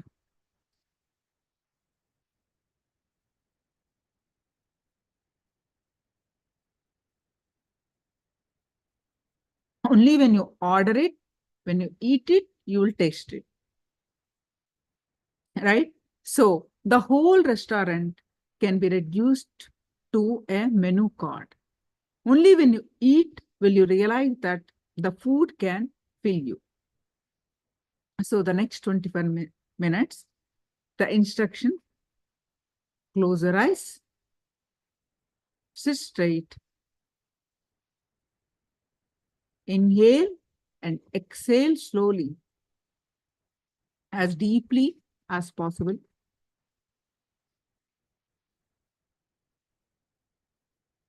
Inhale, exhale slowly.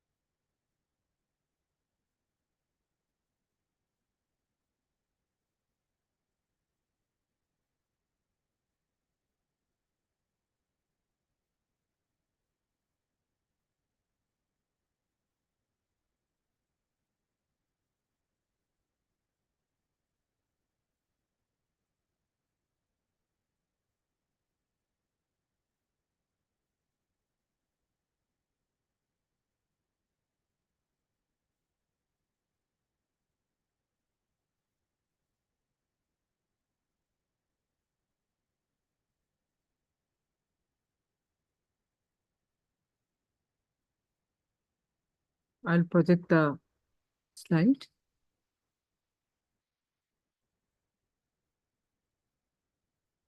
Just listen to the instructions.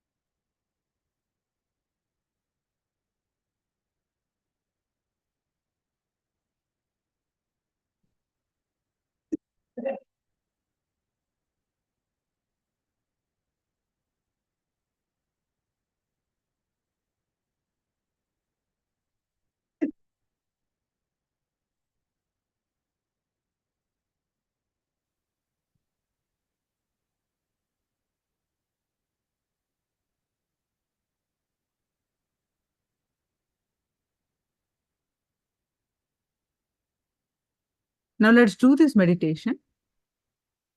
Close your eyes, sit straight, inhale and exhale as slowly as possible, as deeply as possible.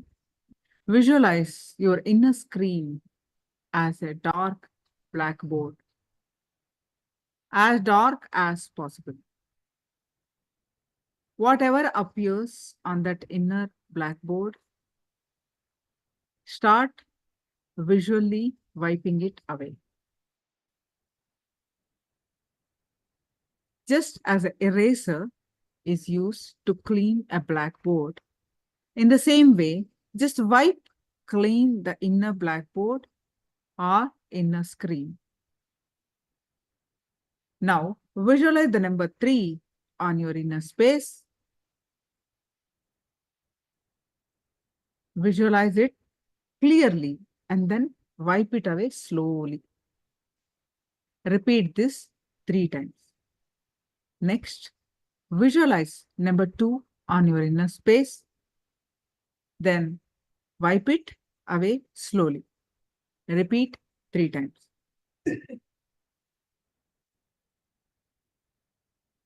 Then visualize 1, then wipe it away slowly. In the same way, repeat it 3 times. Now visualize the number 0 and wipe it away very slowly. Repeat 3 times. By the time you reach the number 0, you will have no thoughts that are unconscious. You will reach awareness before you start creating thoughts unconsciously. Your visualization becomes so powerful that the inner screen really becomes empty. The moment the inner screen becomes empty, you can start looking in. You will begin seeing your being as it is. Now, just witness the empty screen. Do not create, maintain, or destroy anything. Just witness the empty screen. Continue to be with yourself for a few moments. This simple technique can sharpen your powers of visualization in ways that you will never imagine. Visualization is a powerful way to attract abundance in your life.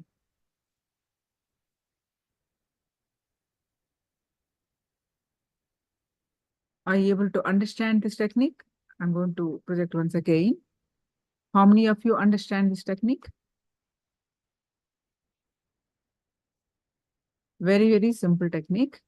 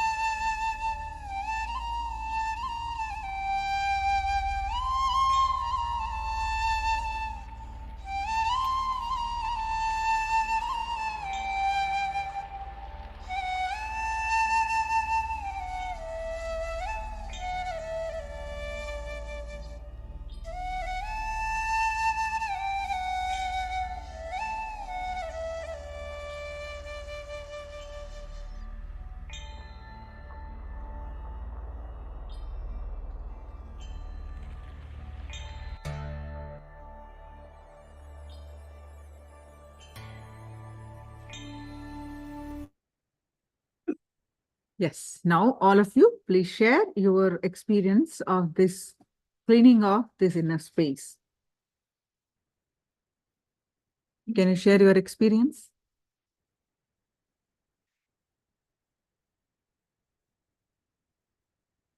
How did you feel?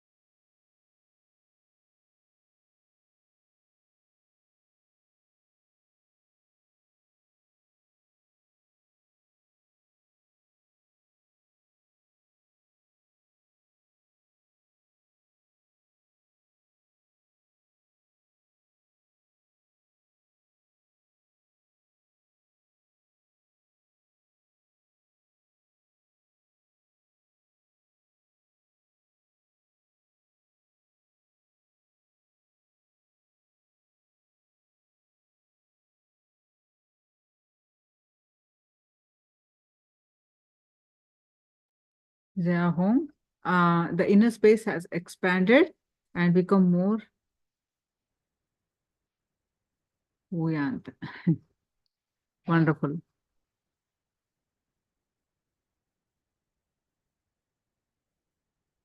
Others also, please share your experience.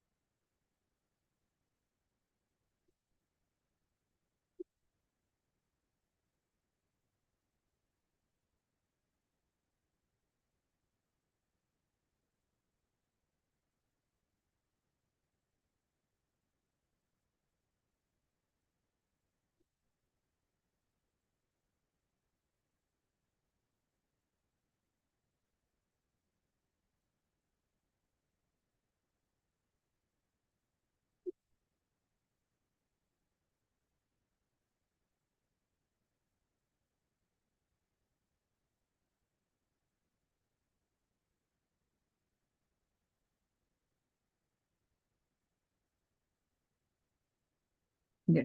Now, let's listen from Swamiji. Have the right reasons for wealth.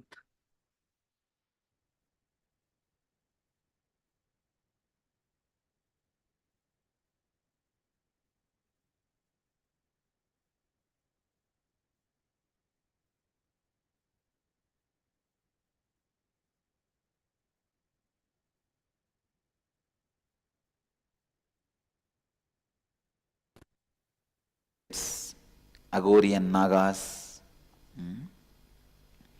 Kaulamargis, Natha Sampradaya, Natha Panthis.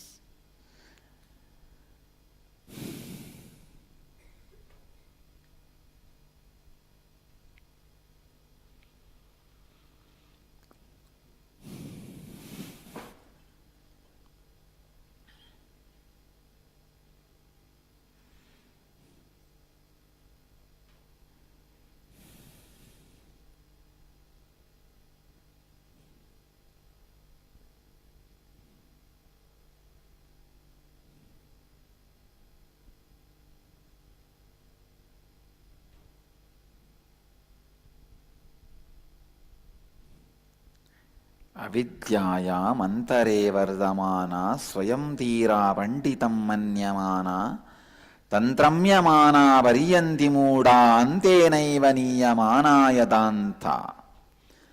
Kathopanishad, 2nd chapter, 5th verse. I was talking. Today I will expand on the same verse. Inauthentic ones yet imagining themselves as authentic just because they had knowledge which is not yet become experience, go round and round in crooked ways just like the blind led by the blind.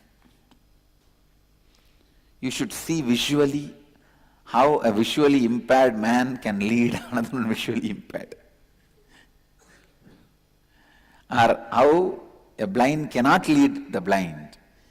If the start where it ends. I always used to tell, disciple-disciple relationship is most dangerous.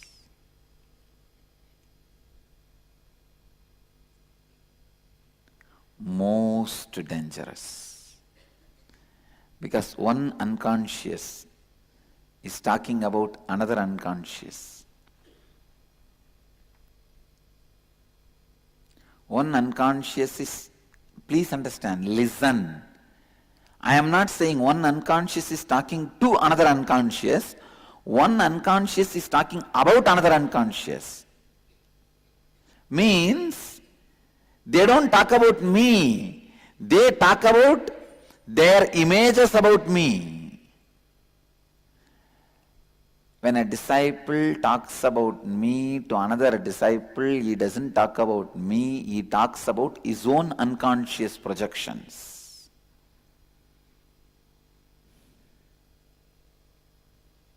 It is so unfortunate.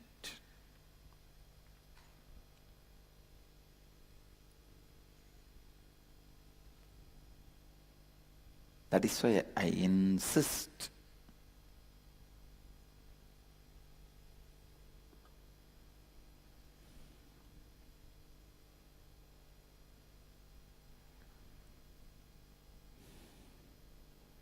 on the important truth.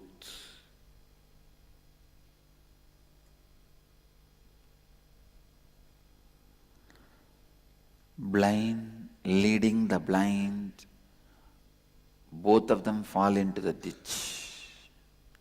When blind leading the blind is the most dangerous. Even if you are not led by another blind, at least you will be sitting in the safe place of your house. See, if you are not led, what you will do? You will just sit in one corner.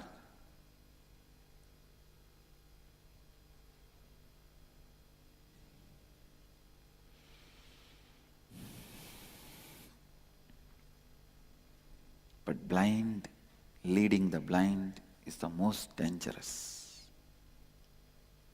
Most dangerous. Horrible.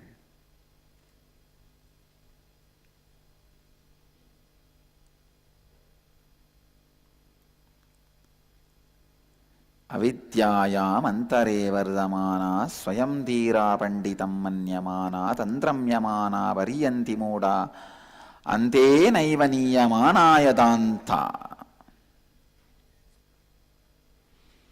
Inauthentic ones yet imagining themselves as authentic just because they had knowledge which has not yet become experience, go round and round in crooked ways like the blind led by the blind.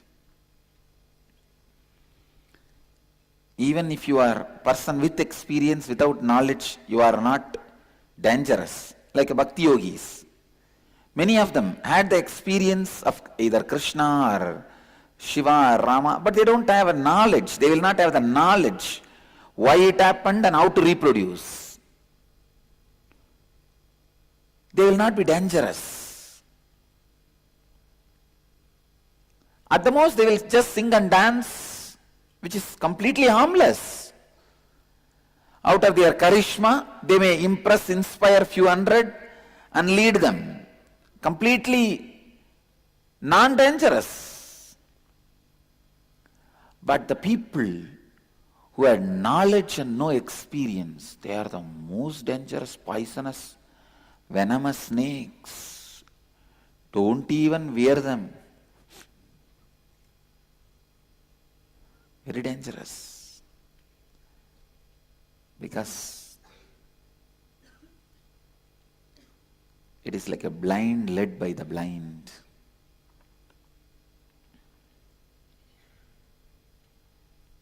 Antena tamasavrita. Avidyayam antare vardamana swayam dhira panditam manyamana tantram yamana varyanti muta antenaiva niyamana yadanta.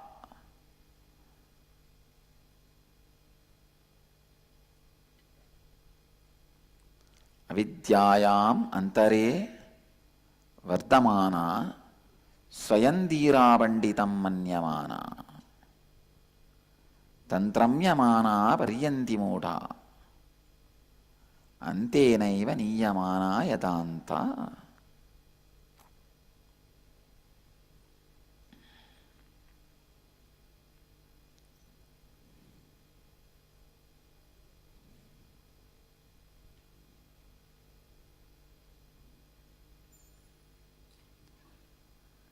Inauthentic ones yet imagining themselves as authentic, just because they had knowledge which has not yet become experience, go round and round in crooked ways like the blind led by the blind.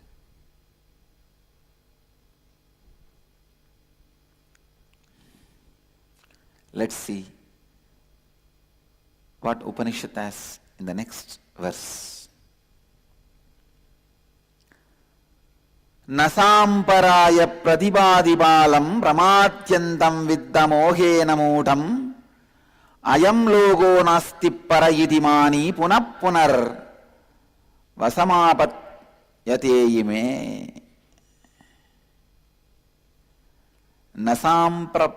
Nasampraya pratibadibalam pramatyantam viddamohena mudam ayam loge nasti parayidimani punarvasamapatyate me.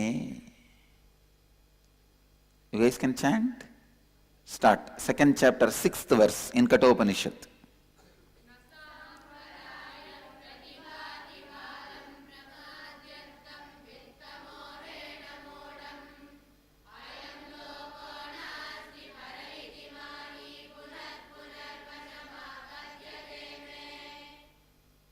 Once more.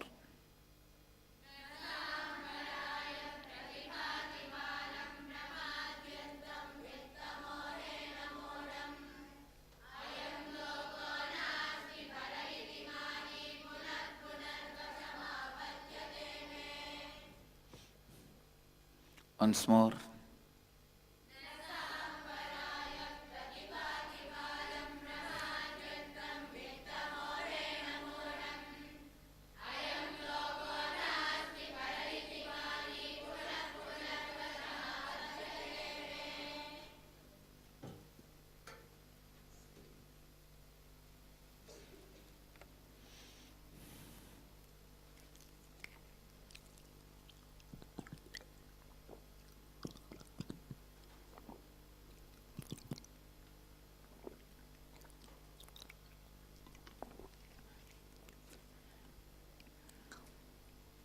నసాంప్రాయ ప్రతిపాదిపాలం ప్రమాత్యందం విద్దమోహేన మూఢం అయం loco నాస్తి పరయితి మాని పునఃపునర్ వచమాపత్యతే మే. The hereafter never rises before the thoughtless child, the ignorant, deluded by the glamour of wealth. This world alone, there is none other. Thinking thus, he falls under my sway again and again. God, listen. The hereafter never rises before the thoughtless child, ignorant, deluded by the glamour of wealth. This world alone, there is none other. Thinking thus, he falls under my sway again and again and again. Listen. Death keeps his secrets away from you by showing wealth.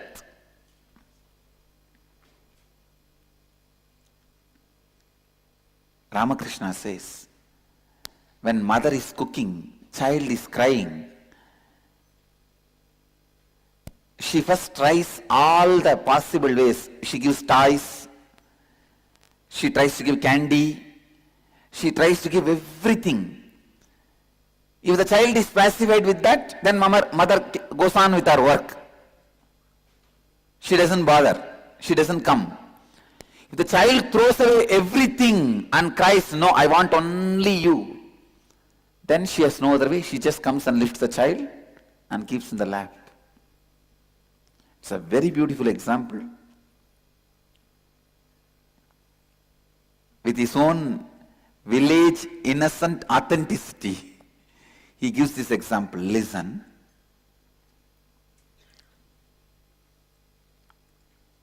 When your life evolves from fish to tortoise, tortoise to pig, and next level, after you enter the human body, the first thing, what is the further thing? The more possibilities in the human body. What is the visible more possibilities in the human body? Wealth. There are invisible more possibilities, siddhis, extraordinary powers.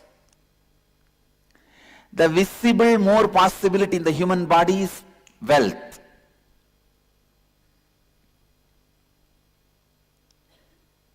I have always seen, even in the ashram, if somebody comes to the ashram as a volunteer or from a very poor background, first few months he will eat like anything. But if they come from the upper middle class background, first thing they will start Nirahara Samyama. Now from where they evolve matters. It matters, understand?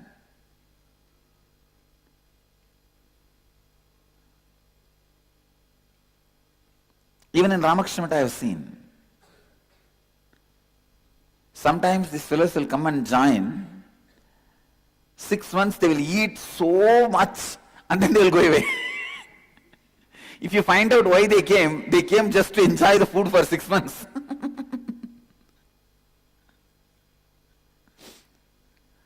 Our Swamis used to say, all right, this is Annadanam, leave it.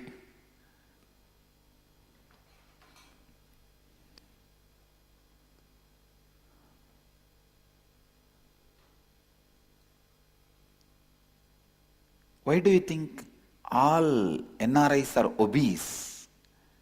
Because they all have gone outside India 25-30 years before, when India was struggling even for food.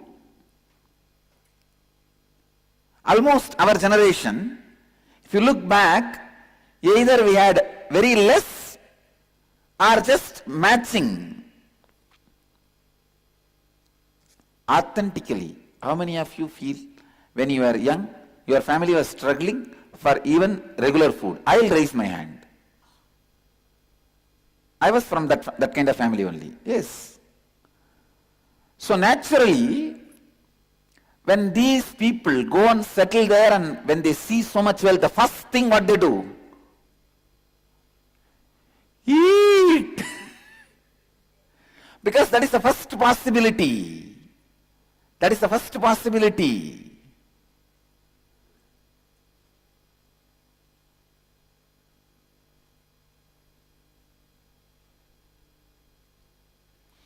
When you take the human body first time,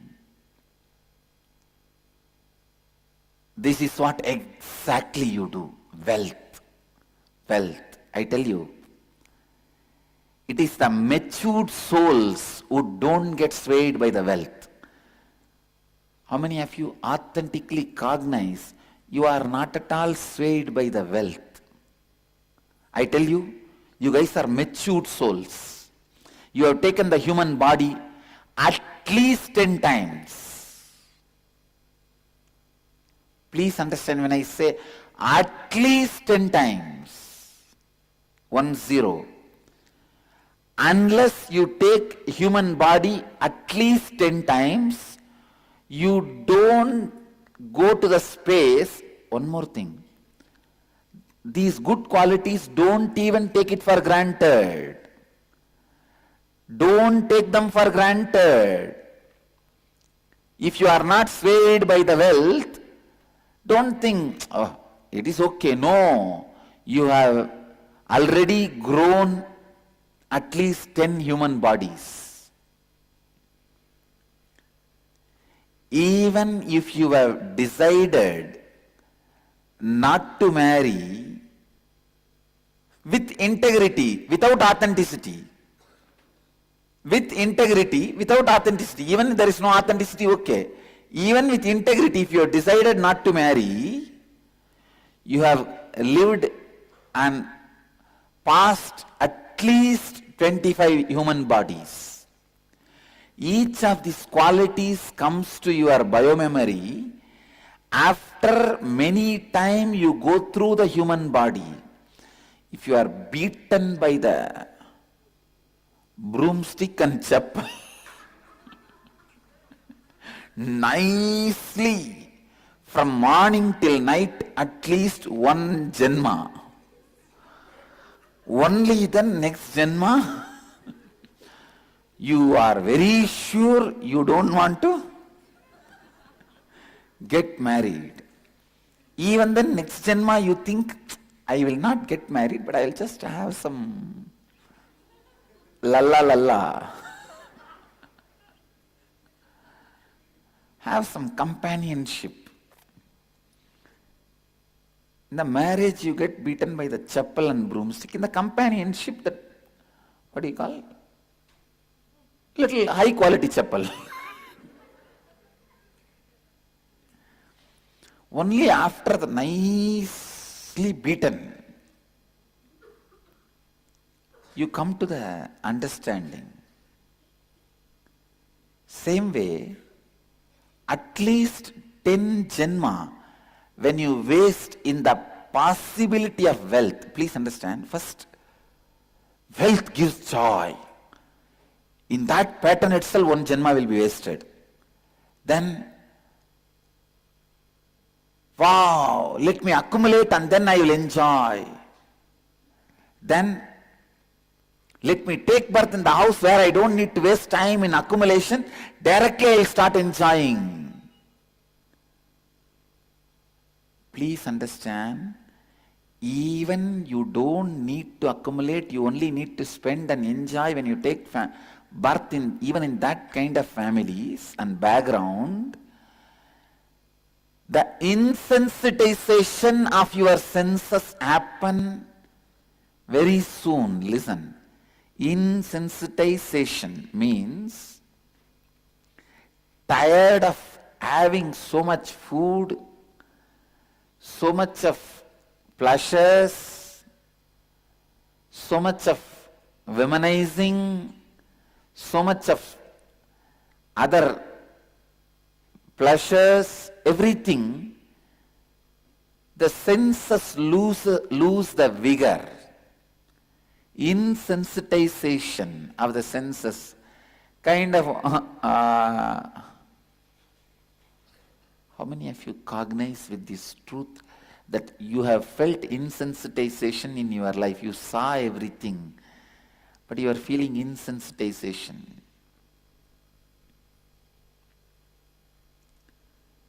This is the way this comes after a lot of maturity. First, money gives pleasure, run. That itself, at least one janma will go away. Then various methods of making money. Then various methods of making money and having pleasure. Then, no. Too much time is wasted in making money. Let me take birth in a family where enough money is there, I directly start spending. Straight pleasure.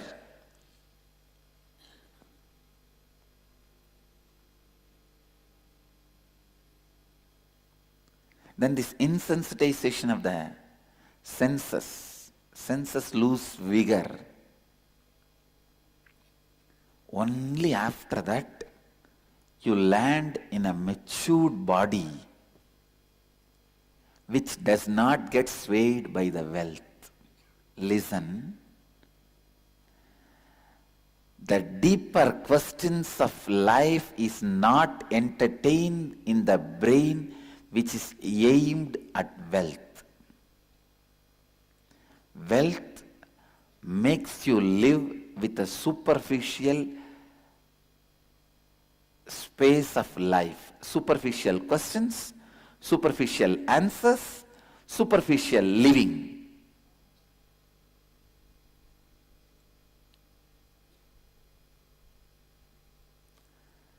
That is why Yama is so clear. The hereafter never rises before the thoughtless child.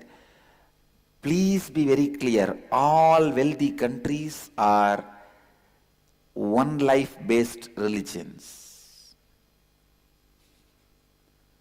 The solution, why this one life idea?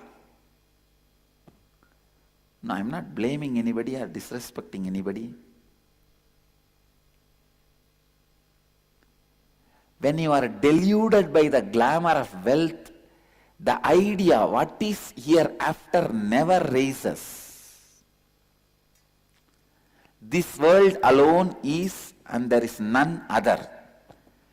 Thinking thus, this is the way he falls under my sway again and again. What a beautiful word he is telling. Ayam loko nasti parayiti mani punapunar. Punapunar. Again and again. Vasamabatyate me.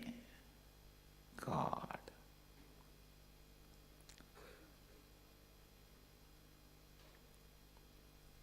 Sanskrit is actually very easy for any Indian. Because all Indian language will have at least 60% of the words from Sanskrit root. Puna, even in Tamil the same word only, in Hindi the same word only, in Telugu same word, in Kannada same word. The only thing stopping people learning Sanskrit is pizza. And nothing else. Means that attitude of it's okay, chalta hai. Nothing else.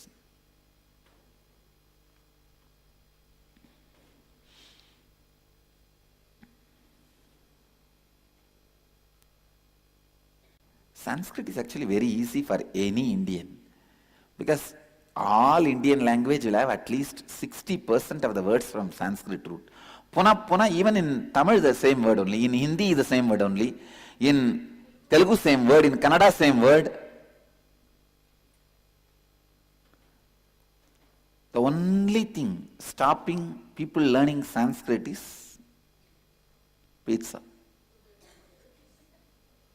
And nothing else.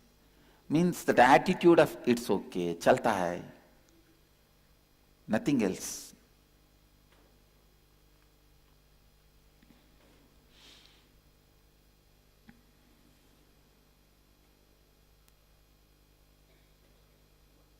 Yesterday I defined Sanskrit, which all of you need to know.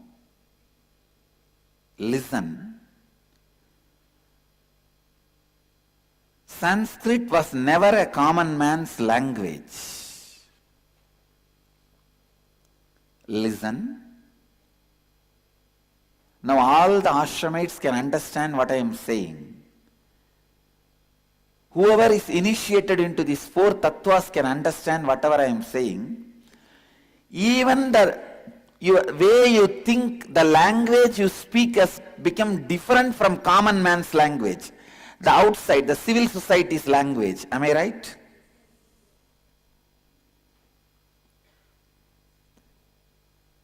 The language which planet Earth, Bhuloga speaks.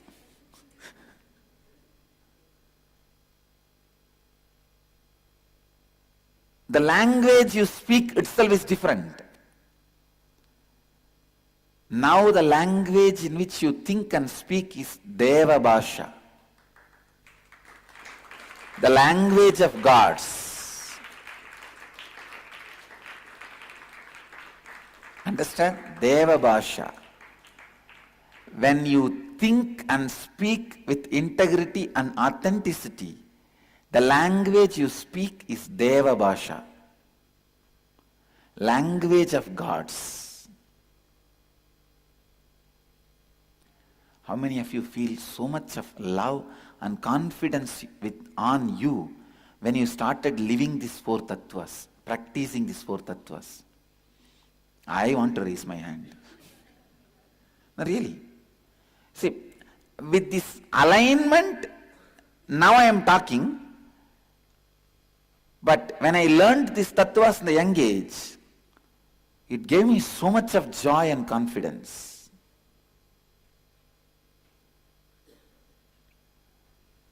Deva Bhasha, language of gods, means when you speak, think with awareness. Hey, even if you have one word, wow, this car is very nice. Over. Now you have given a commitment to yourself that you will have a car like that for you. Either now you have to sit and consciously complete. No, I am not committing to have that kind of a car for me. No, I am liberating myself from that word. Either you have to complete or fulfill. Get that car for you. Do you understand the responsibility of integrity?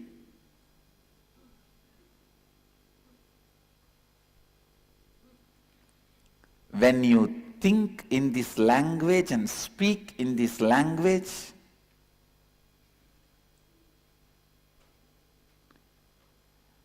the very cognition happens in you, becomes Deva Bhasha. I am translating the word, defining the word Deva Bhasha. Conscious cognizance is Deva Bhasha. The common man's language was always Prakrit or Pali. Now Hindi. See, the common man's language in the Vedic civilization was always Prakrit.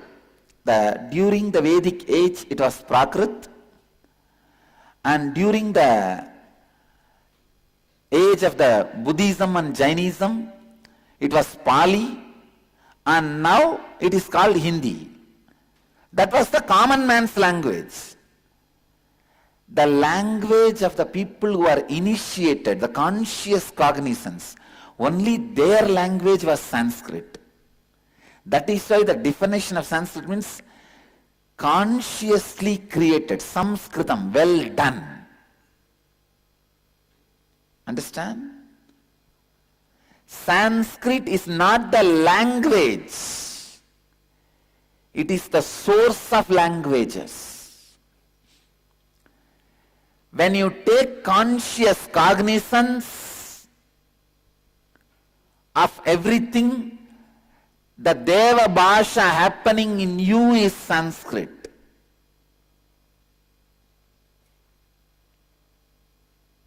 Understand?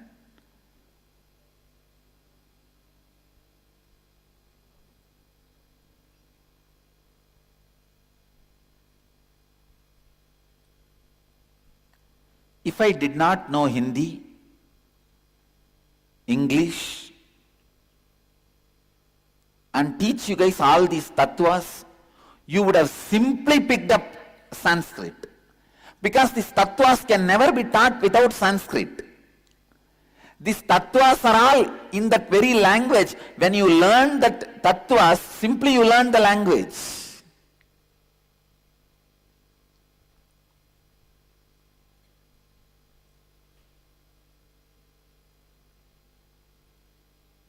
All of you are cognizing what I am saying?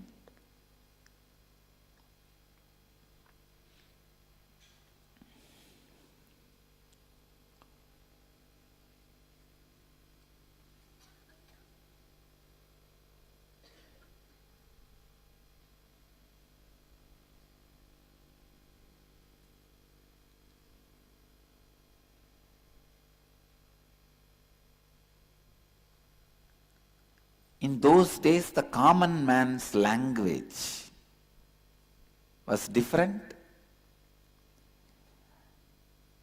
The language of the conscious cognizance was different. The language of the conscious cognizance is Deva Bhasha. Now, first time, please understand, Vyasa made Deva Bhasha out of Prakrit people. Jnana Sambandar made Deva Bhasha out of Prakrit Dravidian language. Please understand. Tamil was founded by Jnana Sambandar. Before that, it was like a Prakrit Dravidian language. Same Prakrit, north and south both, different dialect. Just different dialect. The conscious cognizance of Jnana Sambandar. He created the Deva Bhasha. Like Vyasa radiated a Deva Bhasha which became Sanskrit. Jnana Sambandar created the Deva Bhasha which became Tamil. Basavanna created the Deva Bhasha which became Kannada.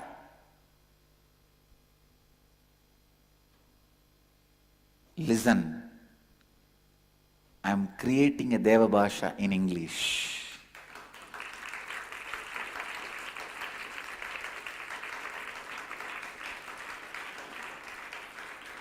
The world's largest spoken language.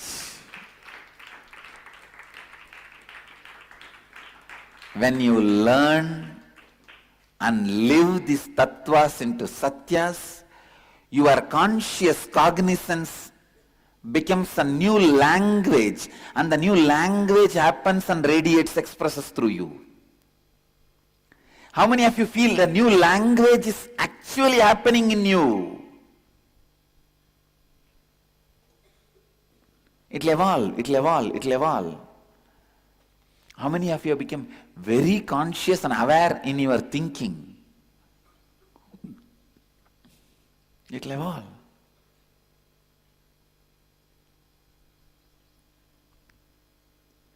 Understand? I think today I have defined the language of conscious cognizance, the Brahmana. Please listen. Listen. In every field, there is a separate language. The language doctors and nurses speak, you cannot understand. I can give you 100 examples. Dove tail means, what is the meaning for us? The tail of the dove. But for a civil engineer, the corner lock they make is dovetail. Am I right? Civil engineers, how many? Any civil engineers? Nobody.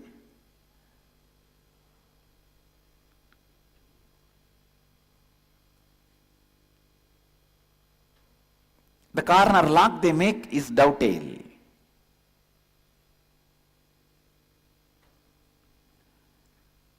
For each profession, language becomes different. Each field, language becomes different. When you live in conscious cognizance, the language in which you think and relate is Deva Bhasha.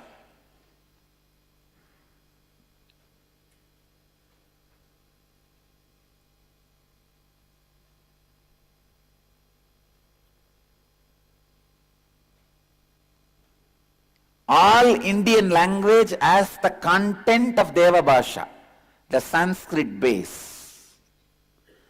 Because all over the India, the Deva Bhasha has penetrated little, maybe, may not be completely, but little has penetrated.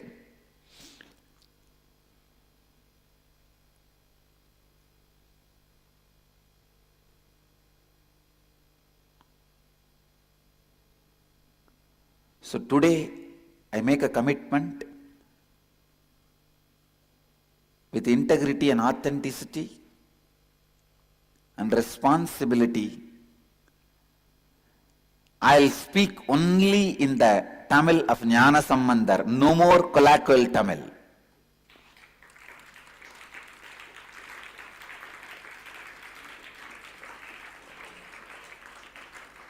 Of course, in English, my English is completely Osho and J. Krishnamurti. It's already Deva Bhasha. Fortunately, I did not learn English from ordinary roadside books or from the schools and classes. My learning of English itself is from the conscious cognizance, directly from Osho, J. Krishnamurti. And Vivekananda, of course. Ramakrishna never spoke in English, so I never learnt English from Ramakrishna, but from Vivekananda and Osho and J. Krishnamurti.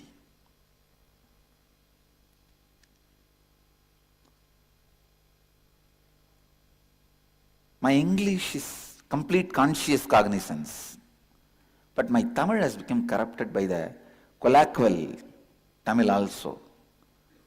Now I declare, no more colloquial language, because the language has a lot of importance for the listeners.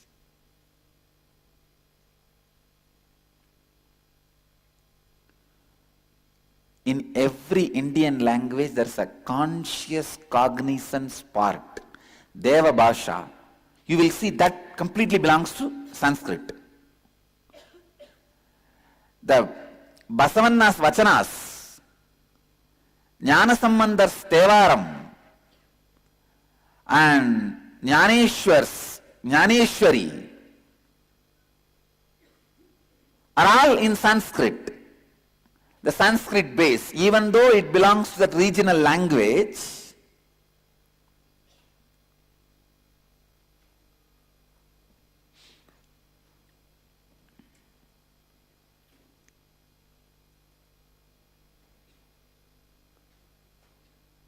when I went to Paris, they took me to this museum where that smiling, that lady's photo is there, forgot? Mona Lisa, yes. That original painting is there. They took me to that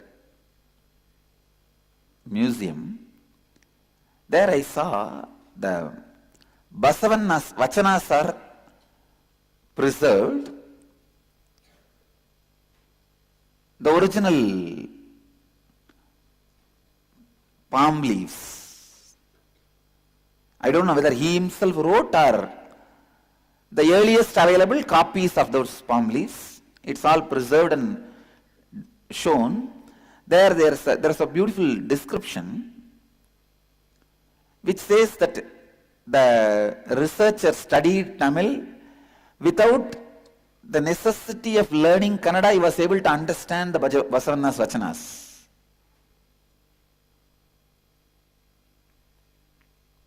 I was wondering, how can this be?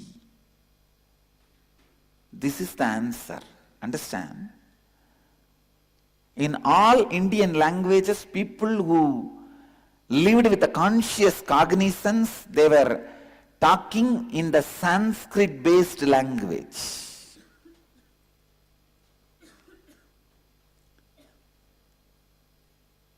Hindi has at least 80% Sanskrit words. Am I right, Priya?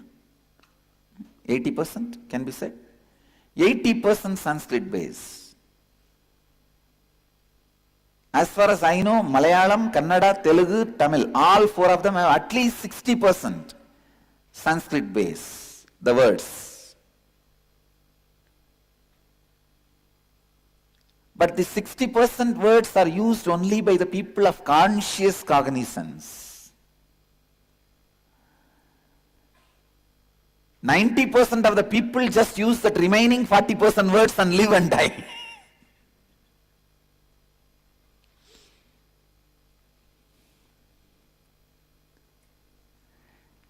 Language happens based on the level of cognizance. If you are selling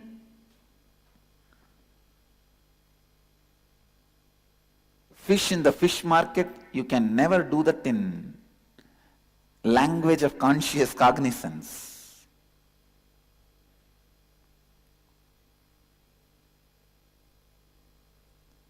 Because the group Sangha is like that.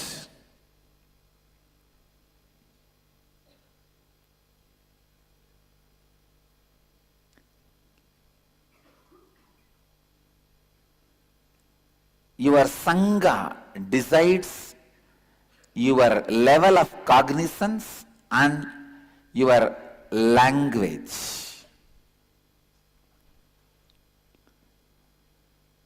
So today I give up the taste of colloquial Tamil, which I started enjoying because of this it's okay attitude. And I also started feeling it is very cute. No. I have to be responsible.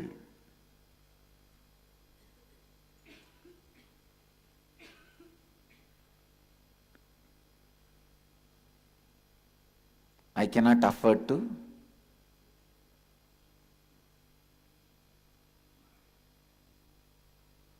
get succumbed by this it's okay or cute feeling.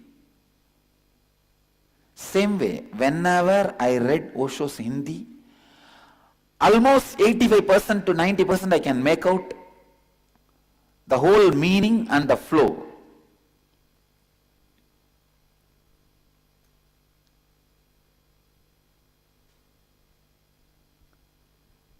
The language you use reflects the consciousness you have.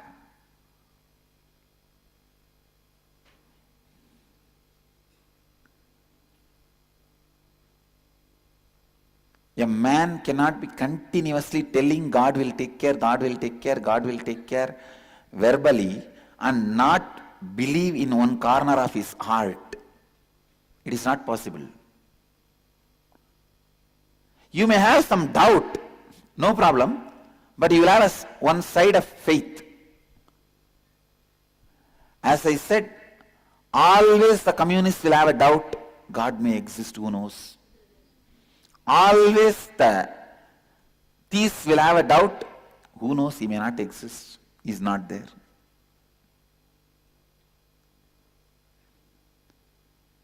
But the language you use very strongly impacts the consciousness you have.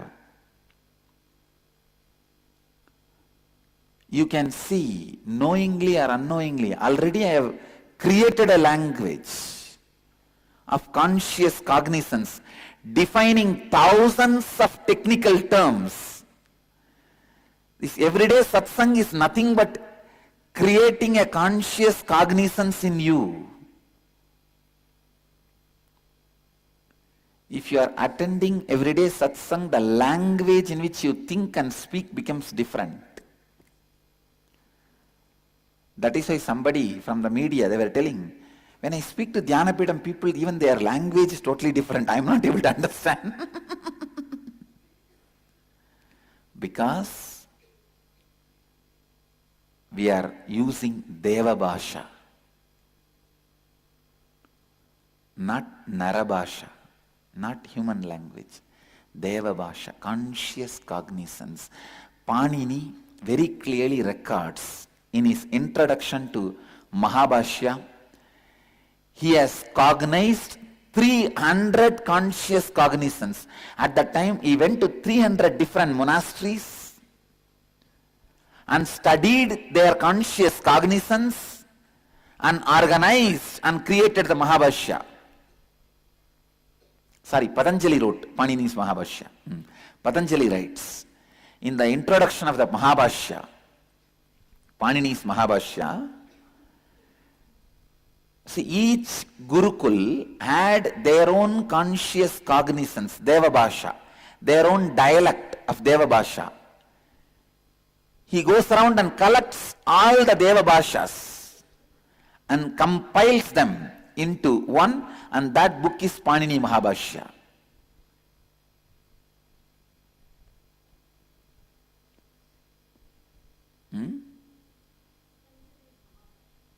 That is what Panini's Sutras.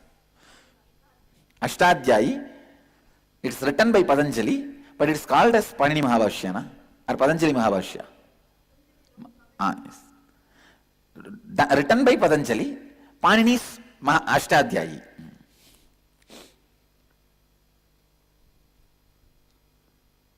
The Mahabhashya is the compilation of 300 conscious cognizance languages.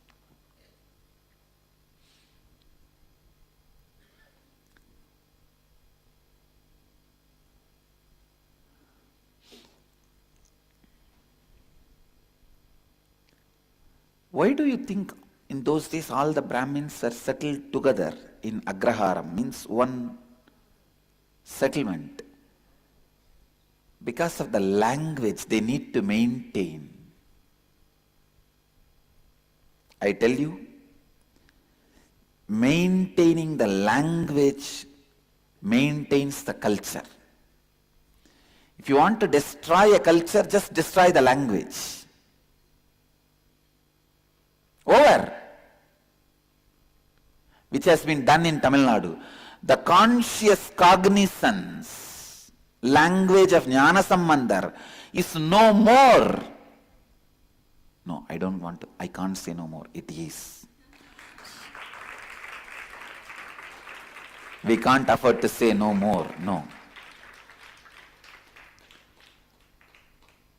The colloquial language, when it started spreading, understand, colloquial language is always violence based or greed and fear based.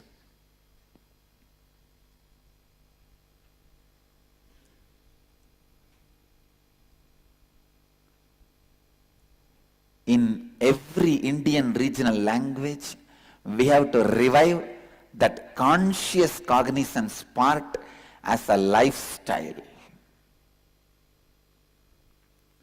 as a living language.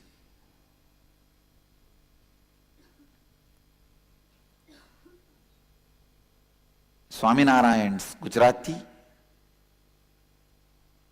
Jnaneshwar's Marathi, Basavanna's Kannada, Jnana Sambandhar's Tamil. Who is the Telugu saint poet, ma?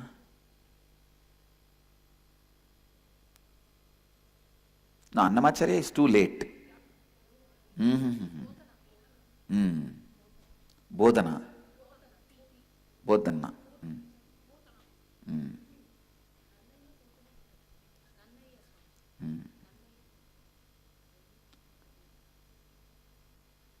The language expressed by the people of conscious cognizance, if it is revived, the spiritual revival will happen.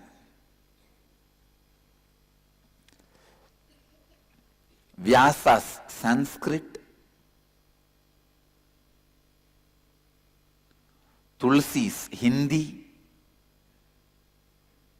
I tell you, with authenticity and integrity, I can tell you, first time when I heard Tulsi in the steps of Kasi, Varanasi, Ganges, in Varanasi Ghats, without missing a word I could understand.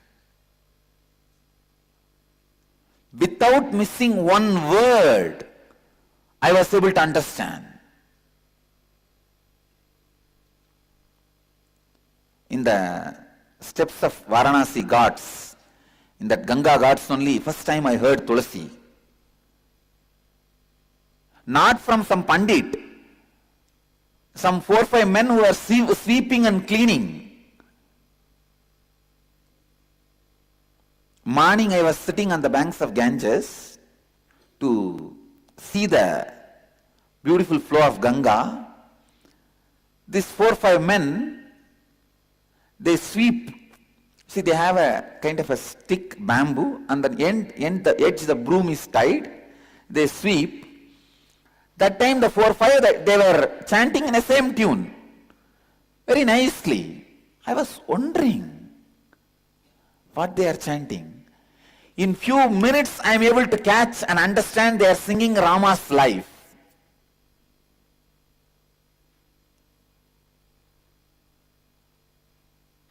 I sat there listening. Then I started going every day to sit there, asking them to chant. You will be surprised, they know by heart Tulsi, whole Tulsi. I don't know Tulsi is how many thousands of slokas? Bhakti May, any idea? Bhakti May? Turiya, any idea? Can you Google Ma Jnanatma? Tulsi, how many thousands of slokas? Without a single line missing, I was able to catch the whole Tulsi.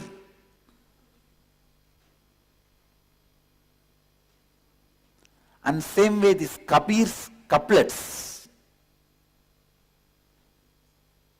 Somebody gifted me books on Kabir's couplets. What do you call? Doha, yes. Even that, it is not colloquial language. Please understand, it is simple language but not colloquial language. And same way Akshay Kumar Sen's Sri Ramakrishna Bunti, a disciple of Sri Ramakrishna, wrote a book called Ramakrishna Bunti in Bengali. When I read, without missing a single word, I was able to follow, cognize. So I tell you, the language which you are learning now, the cognized, conscious cognizance, you become master to learn any language of conscious cognizance. Now you can catch any saint's language. You may start doing the conscious cognizance in English now. But even if you read Tulsi, you will understand. If you read Ramana Maharshi, you will understand. If you read Jnana Sambandha, you will understand. If you read Basavanna, you will understand. In their language. Because conscious cognizance happens in the same frequency.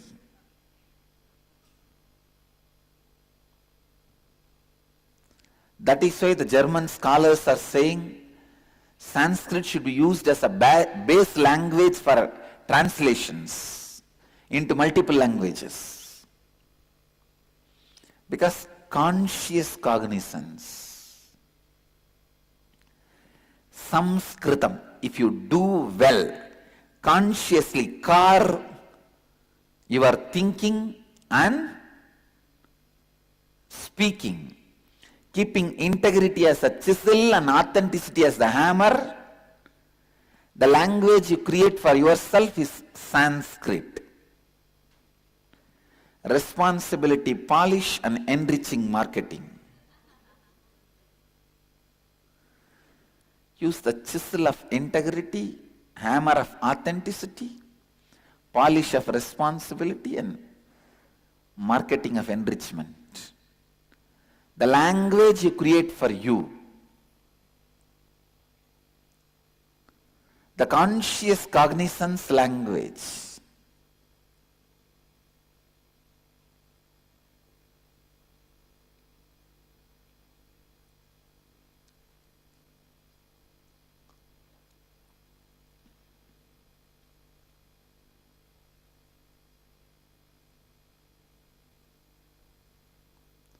Fortunately, we are the first one leading a conscious cognizance language in English based on Vedic tradition.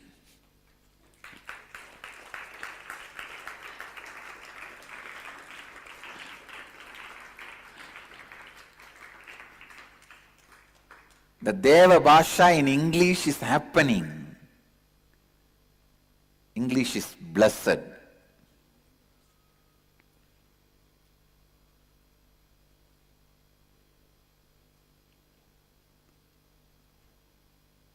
We will call this language as conscious cognizance.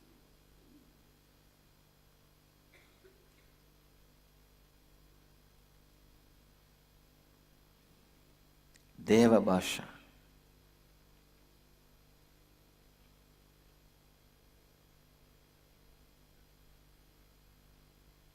Puna puna vachamabhatyate me. From here we went.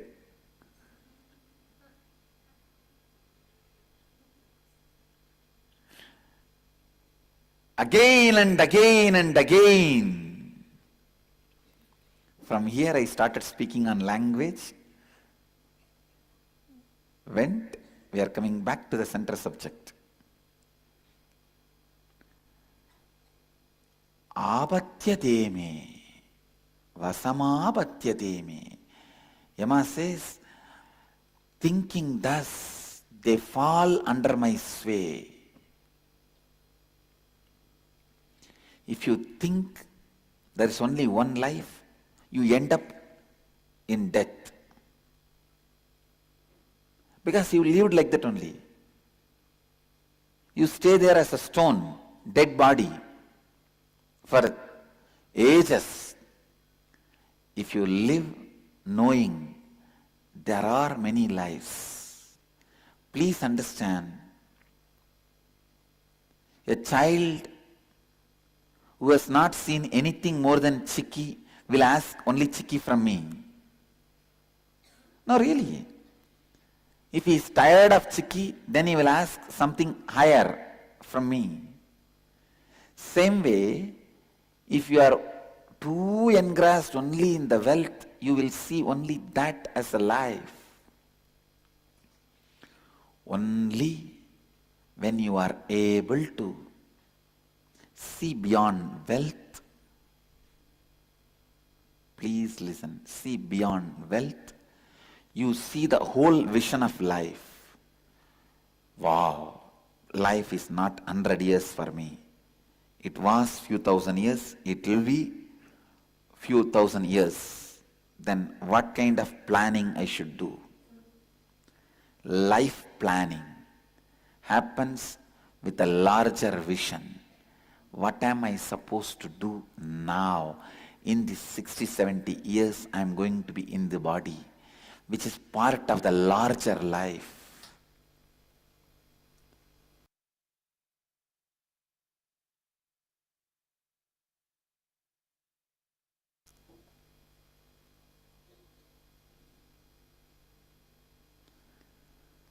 Larger part of life.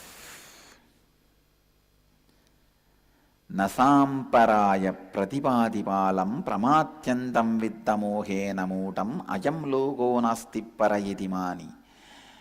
Person who thinks this world alone, this much only is life, plans with a very short, narrow vision of life.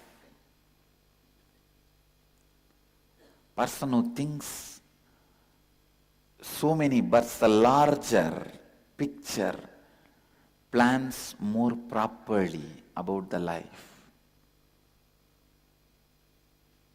If you cognize what is seen in front of you, that's all is the world, what naturally you will do? Take up an IT job. Work, have money. Have a boyfriend or girlfriend who will abuse you. For entertainment. Otherwise, how will you have an entertainment? You need some fight, na?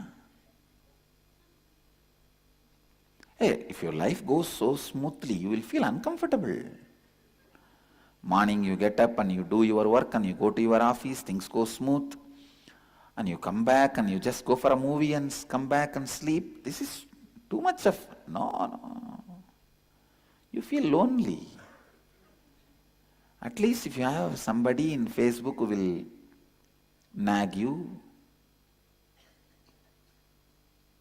life looks little, wow, I have a purpose to live. If you think life is only what is seen by you, your plan about life is too small. If you understand the larger vision of life, you will not be swayed by the wealth and get caught by Yama. Yama says very clearly, I have spread the net of glamour of wealth. Pramatyandam vidda mohena modam. Mohena modam. The moha, net of moha of wealth.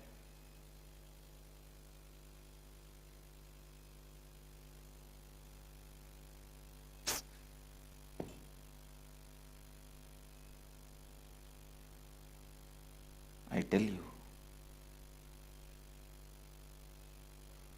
whenever I see the eyes which are yearning, seeing some materialistic wealth, I feel, oh God, am I seen in his eyes? I can see inside his eyeballs, am I nicely sitting on the buffalo and enjoying, come on. Let's have fun. You die, I will have fun. That's what it means.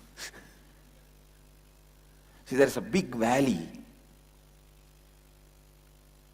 Calls you, you are standing above. It says, hey, jump, let both of us have fun. If you jump, who is going to have fun? He is going to have fun. Not you. You jump, we will have fun. You think both of you guys are going to have fun jointly. No. That's exactly I feel whenever I see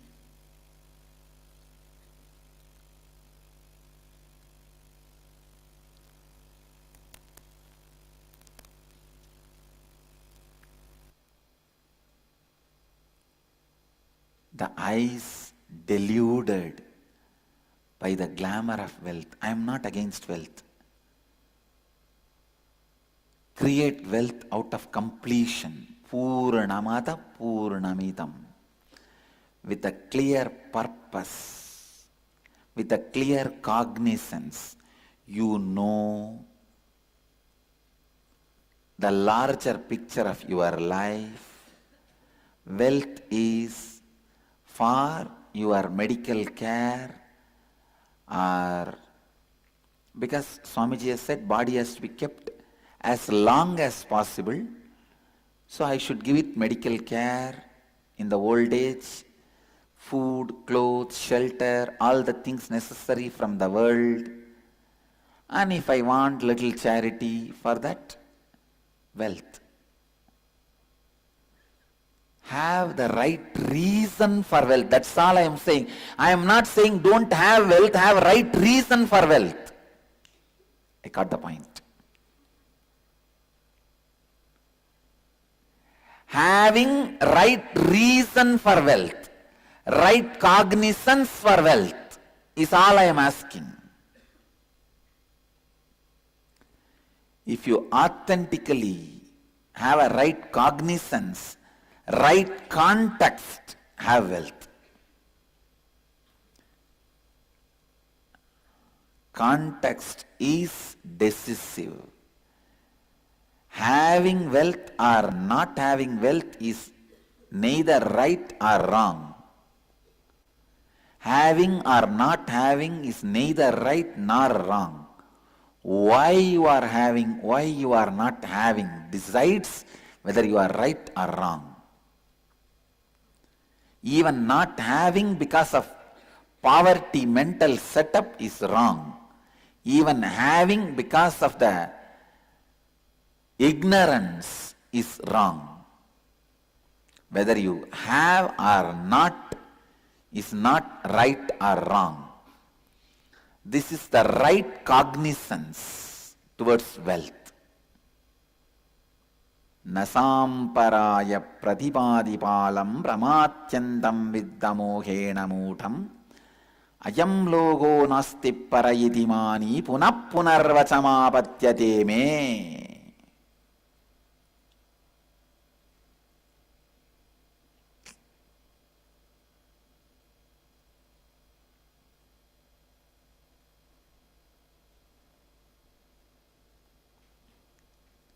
When I read a verse and give the commentary on it, the meaning, it is Shruti part, ultimate truths.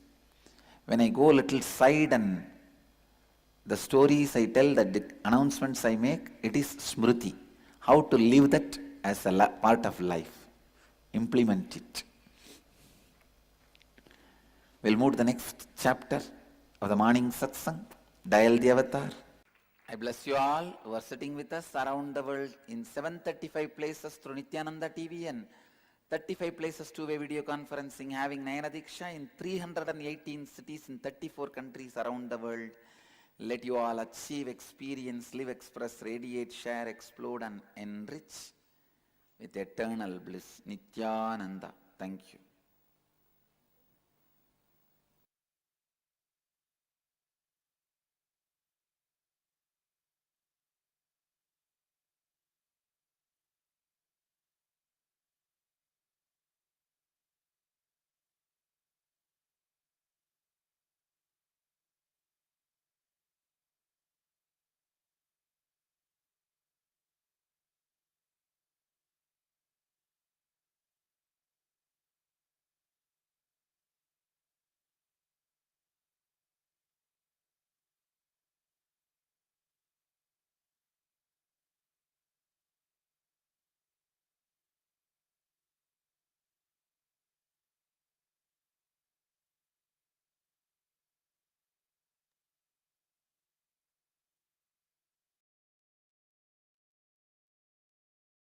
Yes. So what are your understanding? You can internalize and post it in the chat.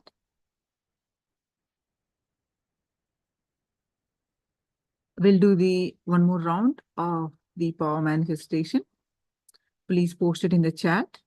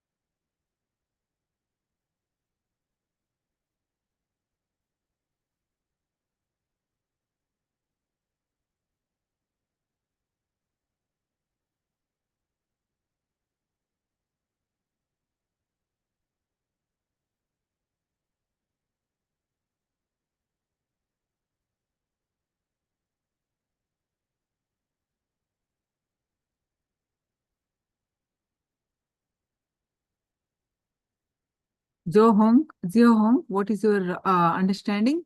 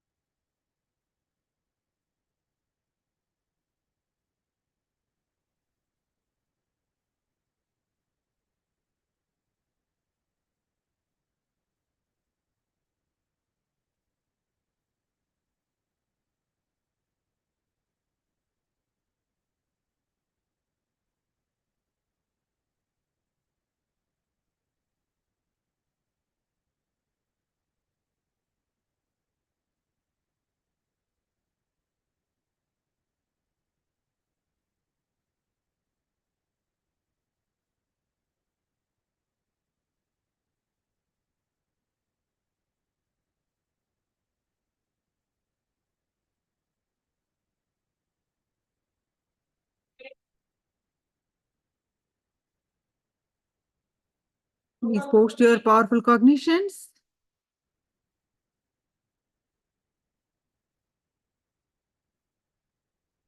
All right. Now, please sit straight with your head, neck, back, straight line.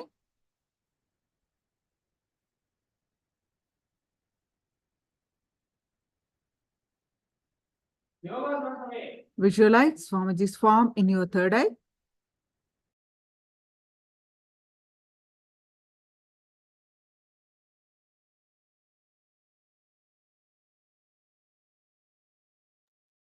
Complete restful awareness on your third eye. Any thoughts that are coming, let it come, let it go. Bring your awareness to your third eye and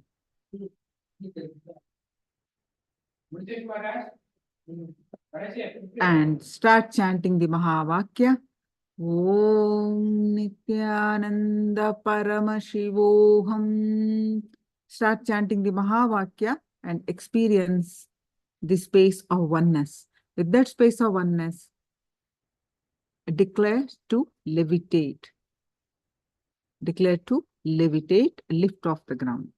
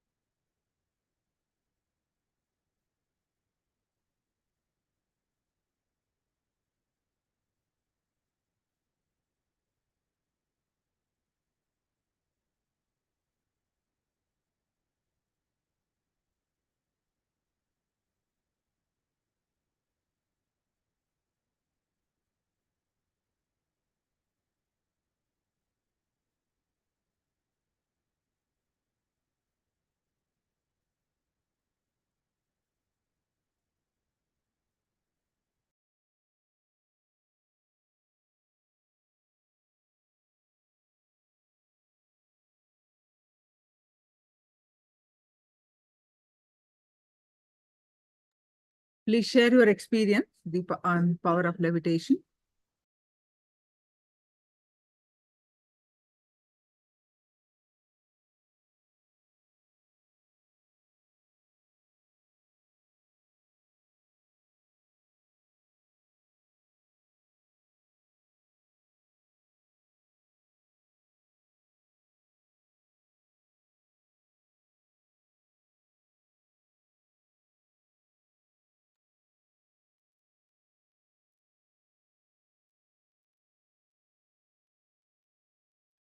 Right. Now we are going to learn about the secrets of attracting wealth. Oh, there are some experience sharings. Let me read.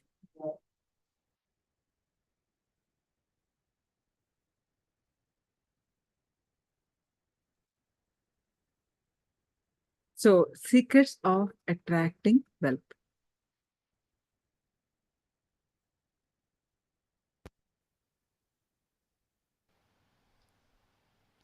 First, few basic truths. Basic truths of life. Please understand, you don't manifest your desire, you manifest your cognition. You don't manifest in your life your desires, you only manifest in your life what you believe, what you cognize, what you perceive as reality. Most of us say, oh, I really desire wealth. I desire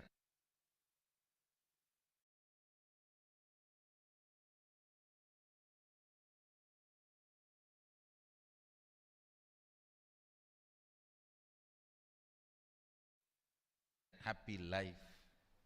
I desire health. Then why are you not manifesting it? The science of manifestation. Very important sacred secret you need to know is, you do not manifest what you desire, but you manifest what you believe, what you cognize, what you perceive as reality. The gap between your beliefs and your desires. Listen carefully.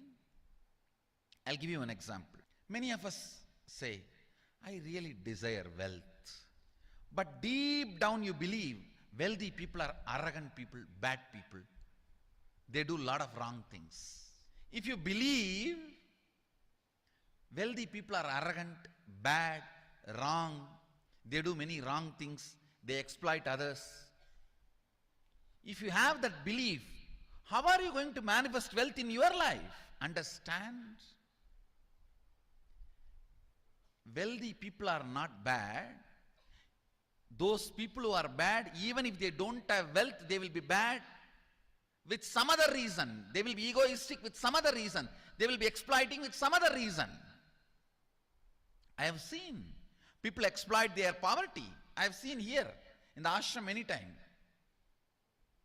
The way they demand, if you don't attend to their demands even 1 inch, oh, because we are poor people, you don't attend to us? I have never seen a rich person demanding. I have seen billionaires coming here. I have never seen them demanding, because by the time you make billions, you are beaten by society so much, you are polished thoroughly. You know how to deal every situation. But I have always seen, to be egoistic, to be exploiting, to be demanding, it is not necessary you have to be wealthy. But you always have an idea. Wealthy people are egoistic, bad, demanding, exploiting, doing wrong things to others. Listen carefully. How many of you really believe wealthy people become egoistic, exploiting, demanding, and doing bad to others? Raise your hand.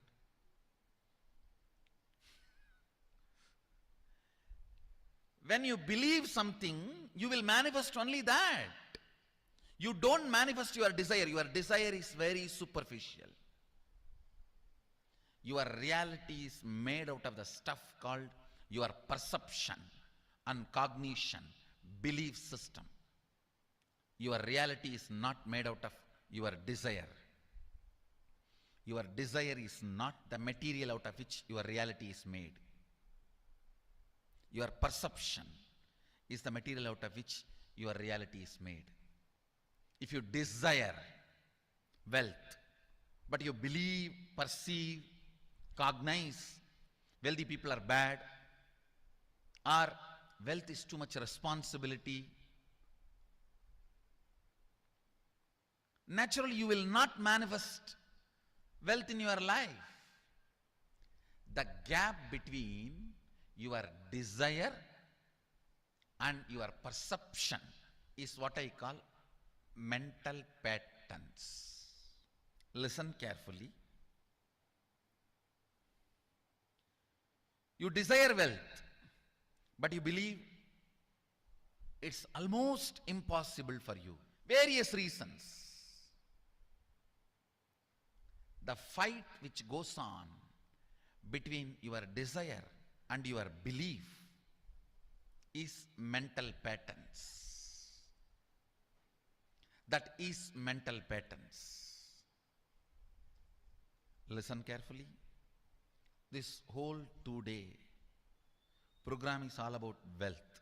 I'll be helping you to complete many of your wrong perceptions, cognitions, beliefs about wealth consciously, experientially. I tell you, in the modern day, tons of researchers are proving one truth. I can give you at least 1,000 studies and researches. Anything you cognize, you create a certain energy field about your cognition. You attract situations, people, everything around you to make that cognition into reality. All you need is will persistence. Will persistence means not next 12 years sitting and doing meditation. No, I don't call that as a will persistence. Your decision, you are not going to give up your intention, is all I call will persistence. You can continue to be eating, sleeping, driving, doing your routine. You are not expected to sit under a tree and close your eyes and do something till your jata grows and penetrates the ground. No, I don't call that as a will persistence. Deciding not to give up on your intention is will persistence. I'll repeat this basic few principles because I'm using many new words, technical terms. Listen. You do not manifest your desire, you manifest your belief. You always desire health, but you strongly believe your dad had diabetes, you are going to have it. Understand? That's a difference between desire and belief. You desire health, but you believe strongly, oh, my father had diabetes, I think I'm almost there. Unfortunately, the science of manifestation is not what you desire, but what you believe. The science of manifestation is not what you desire, but what you believe, what you cognize, what you perceive. The gap between your desire and your perception, that is what I call mental patterns. It goes on affecting you. Understand? Your mental patterns goes on affecting you, but you always say, I am too busy to repair myself. Okay? Sit in a broken car and go on be rotating the handle or pushing and pulling the gears, do whatever you want. You are not going to move 1 inch. And if somebody says, please, why don't you repair your broken car? You are not moving. No, I am too busy to repair. I can't get down now and repair because I am hurriedly going to some place. That is utter stupidity. Let's get down and repair. Let's get down and repair. If we are not moving, if we are stuck somewhere, let us not give reasons. Let us be really ferocious and clean it up. Let us be really ferocious and clean it up. Listen intensely. You also start cherishing from young age. Stress-free, relaxed life means poverty. Please understand, if you look in and see your visualizations about stress-free, relaxed life, it is always indirectly associated with poverty. You strongly believe carefree life means irresponsible, means no responsibility. And deep inside, you do believe poverty is good. You do believe poverty is good. Deep inside, unfortunately, the life negative religions put certain reverence and respect for poverty.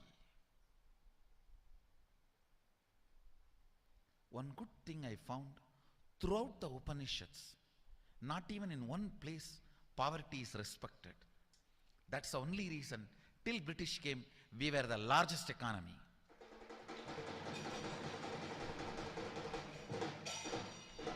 India need to know, poverty is because you gave up Vedic lifestyle, not because you lived Vedic lifestyle. Till Vedic lifestyle was with you, poverty was never near you.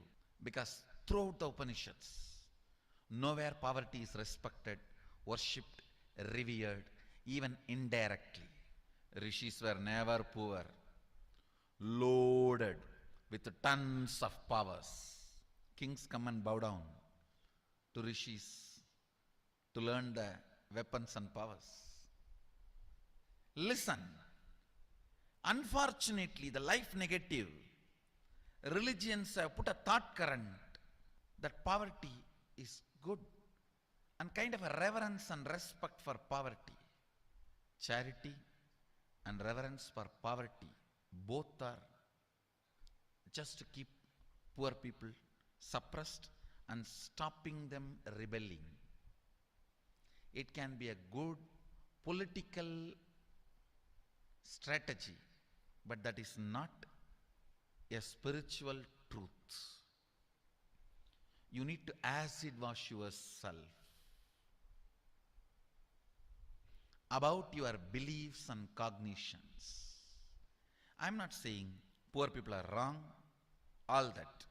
All I am trying to tell you is, as long as you cherish reverence, respect for poverty, you will be only attracting that. As long as you cherish the idea, the wealthy people are bad, arrogant, anything wrong, you will be only living in poverty. You will not manifest wealth.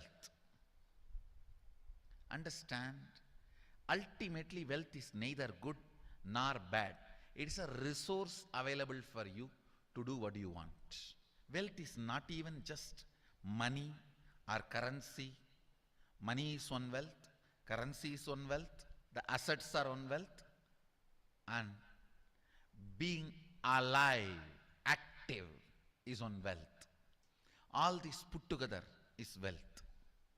It's not just currency, it's not just money, it's not just assets, it is being active also. All the four put together is wealth. Money, currency, assets, being active. Listen.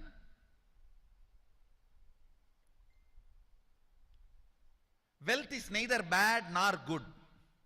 It's an utility. It's an utility, that's all. If you want to have, manifest in your life. If you don't want to have, leave it. It is that simple. That is where the problem starts now. No. It's not that simple. I am trying to manifest for last 25 years. You are trying to, but you are not manifesting. Please understand. You may be having desire, but you don't have belief. That's the difference. Desire is different. Belief is different. Desire is different. Belief is different. You may be desiring to have wealth. You may not be believing it as your possibility. You may not be perceiving it as your possibility. You may not be cognizing it as your possibility. Understand? The first and foremost important step we need to do to create an energy field of attracting wealth. As I mentioned, there are tons of researches proving in the modern day, anything you cognize, you become energy field for it.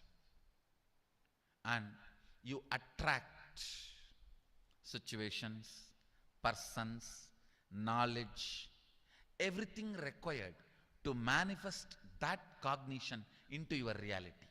In these 2 days, I commit with you, I'll clean up all the mess inside you. The gap between your desire and your perception, that mental patterns, that's what I call mess. I'll clean up. That's one. Second, I'll create an energy field in you to attract wealth and manifest wealth. This too is only the goal of this 2 days program.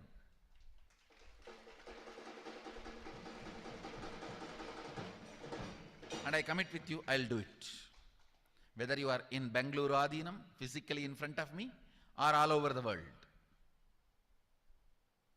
I'll do it. The first step we need to do,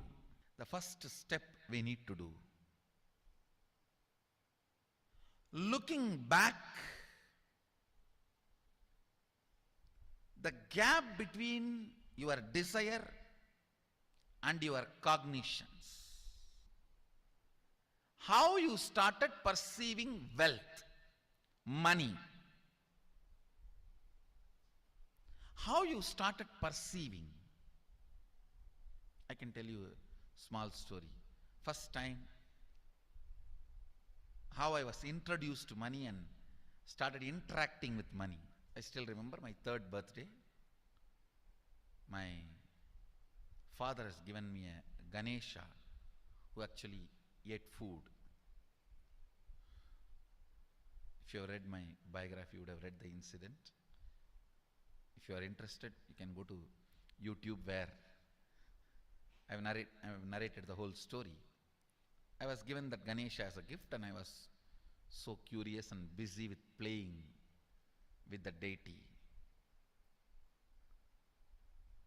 And then in Indian village we have a habit, all the family elders will give coins on the birthday as a gift to the kids.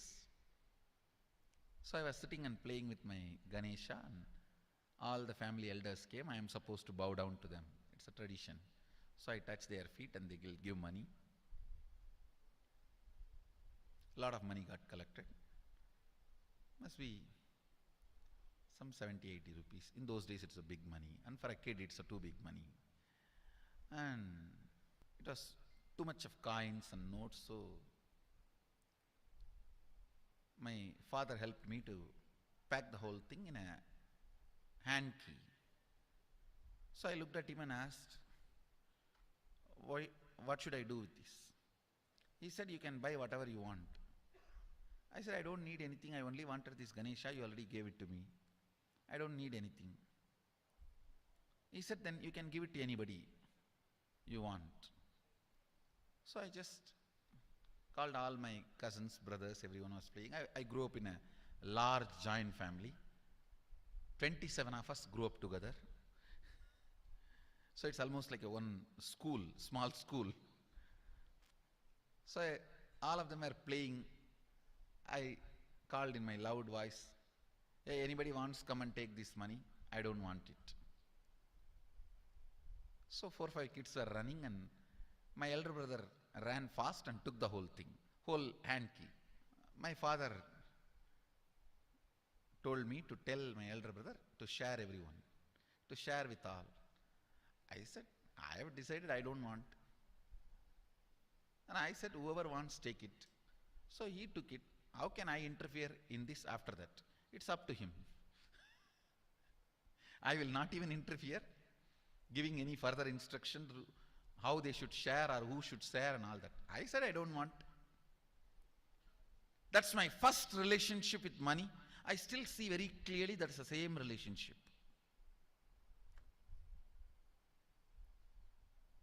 Still I don't touch money. I don't handle. Never felt the need. Anyhow, I am not saying this should be your pattern or this should be your... I am just giving you an example of how I started relating with. So now dig out how you started relating with money. That was actually my completion with money. I touched first time money only to give dana. Still I am doing the same thing. Still I touch money only to give dana. How you cognized money, wealth, what all your perceptions and beliefs and cognitions about money. Let's dig out. Let's get them out first. The moment you remember money, does it bring tremendous pain, suffering, impossibility, all that in you? What is the emotion or energy it invokes in you?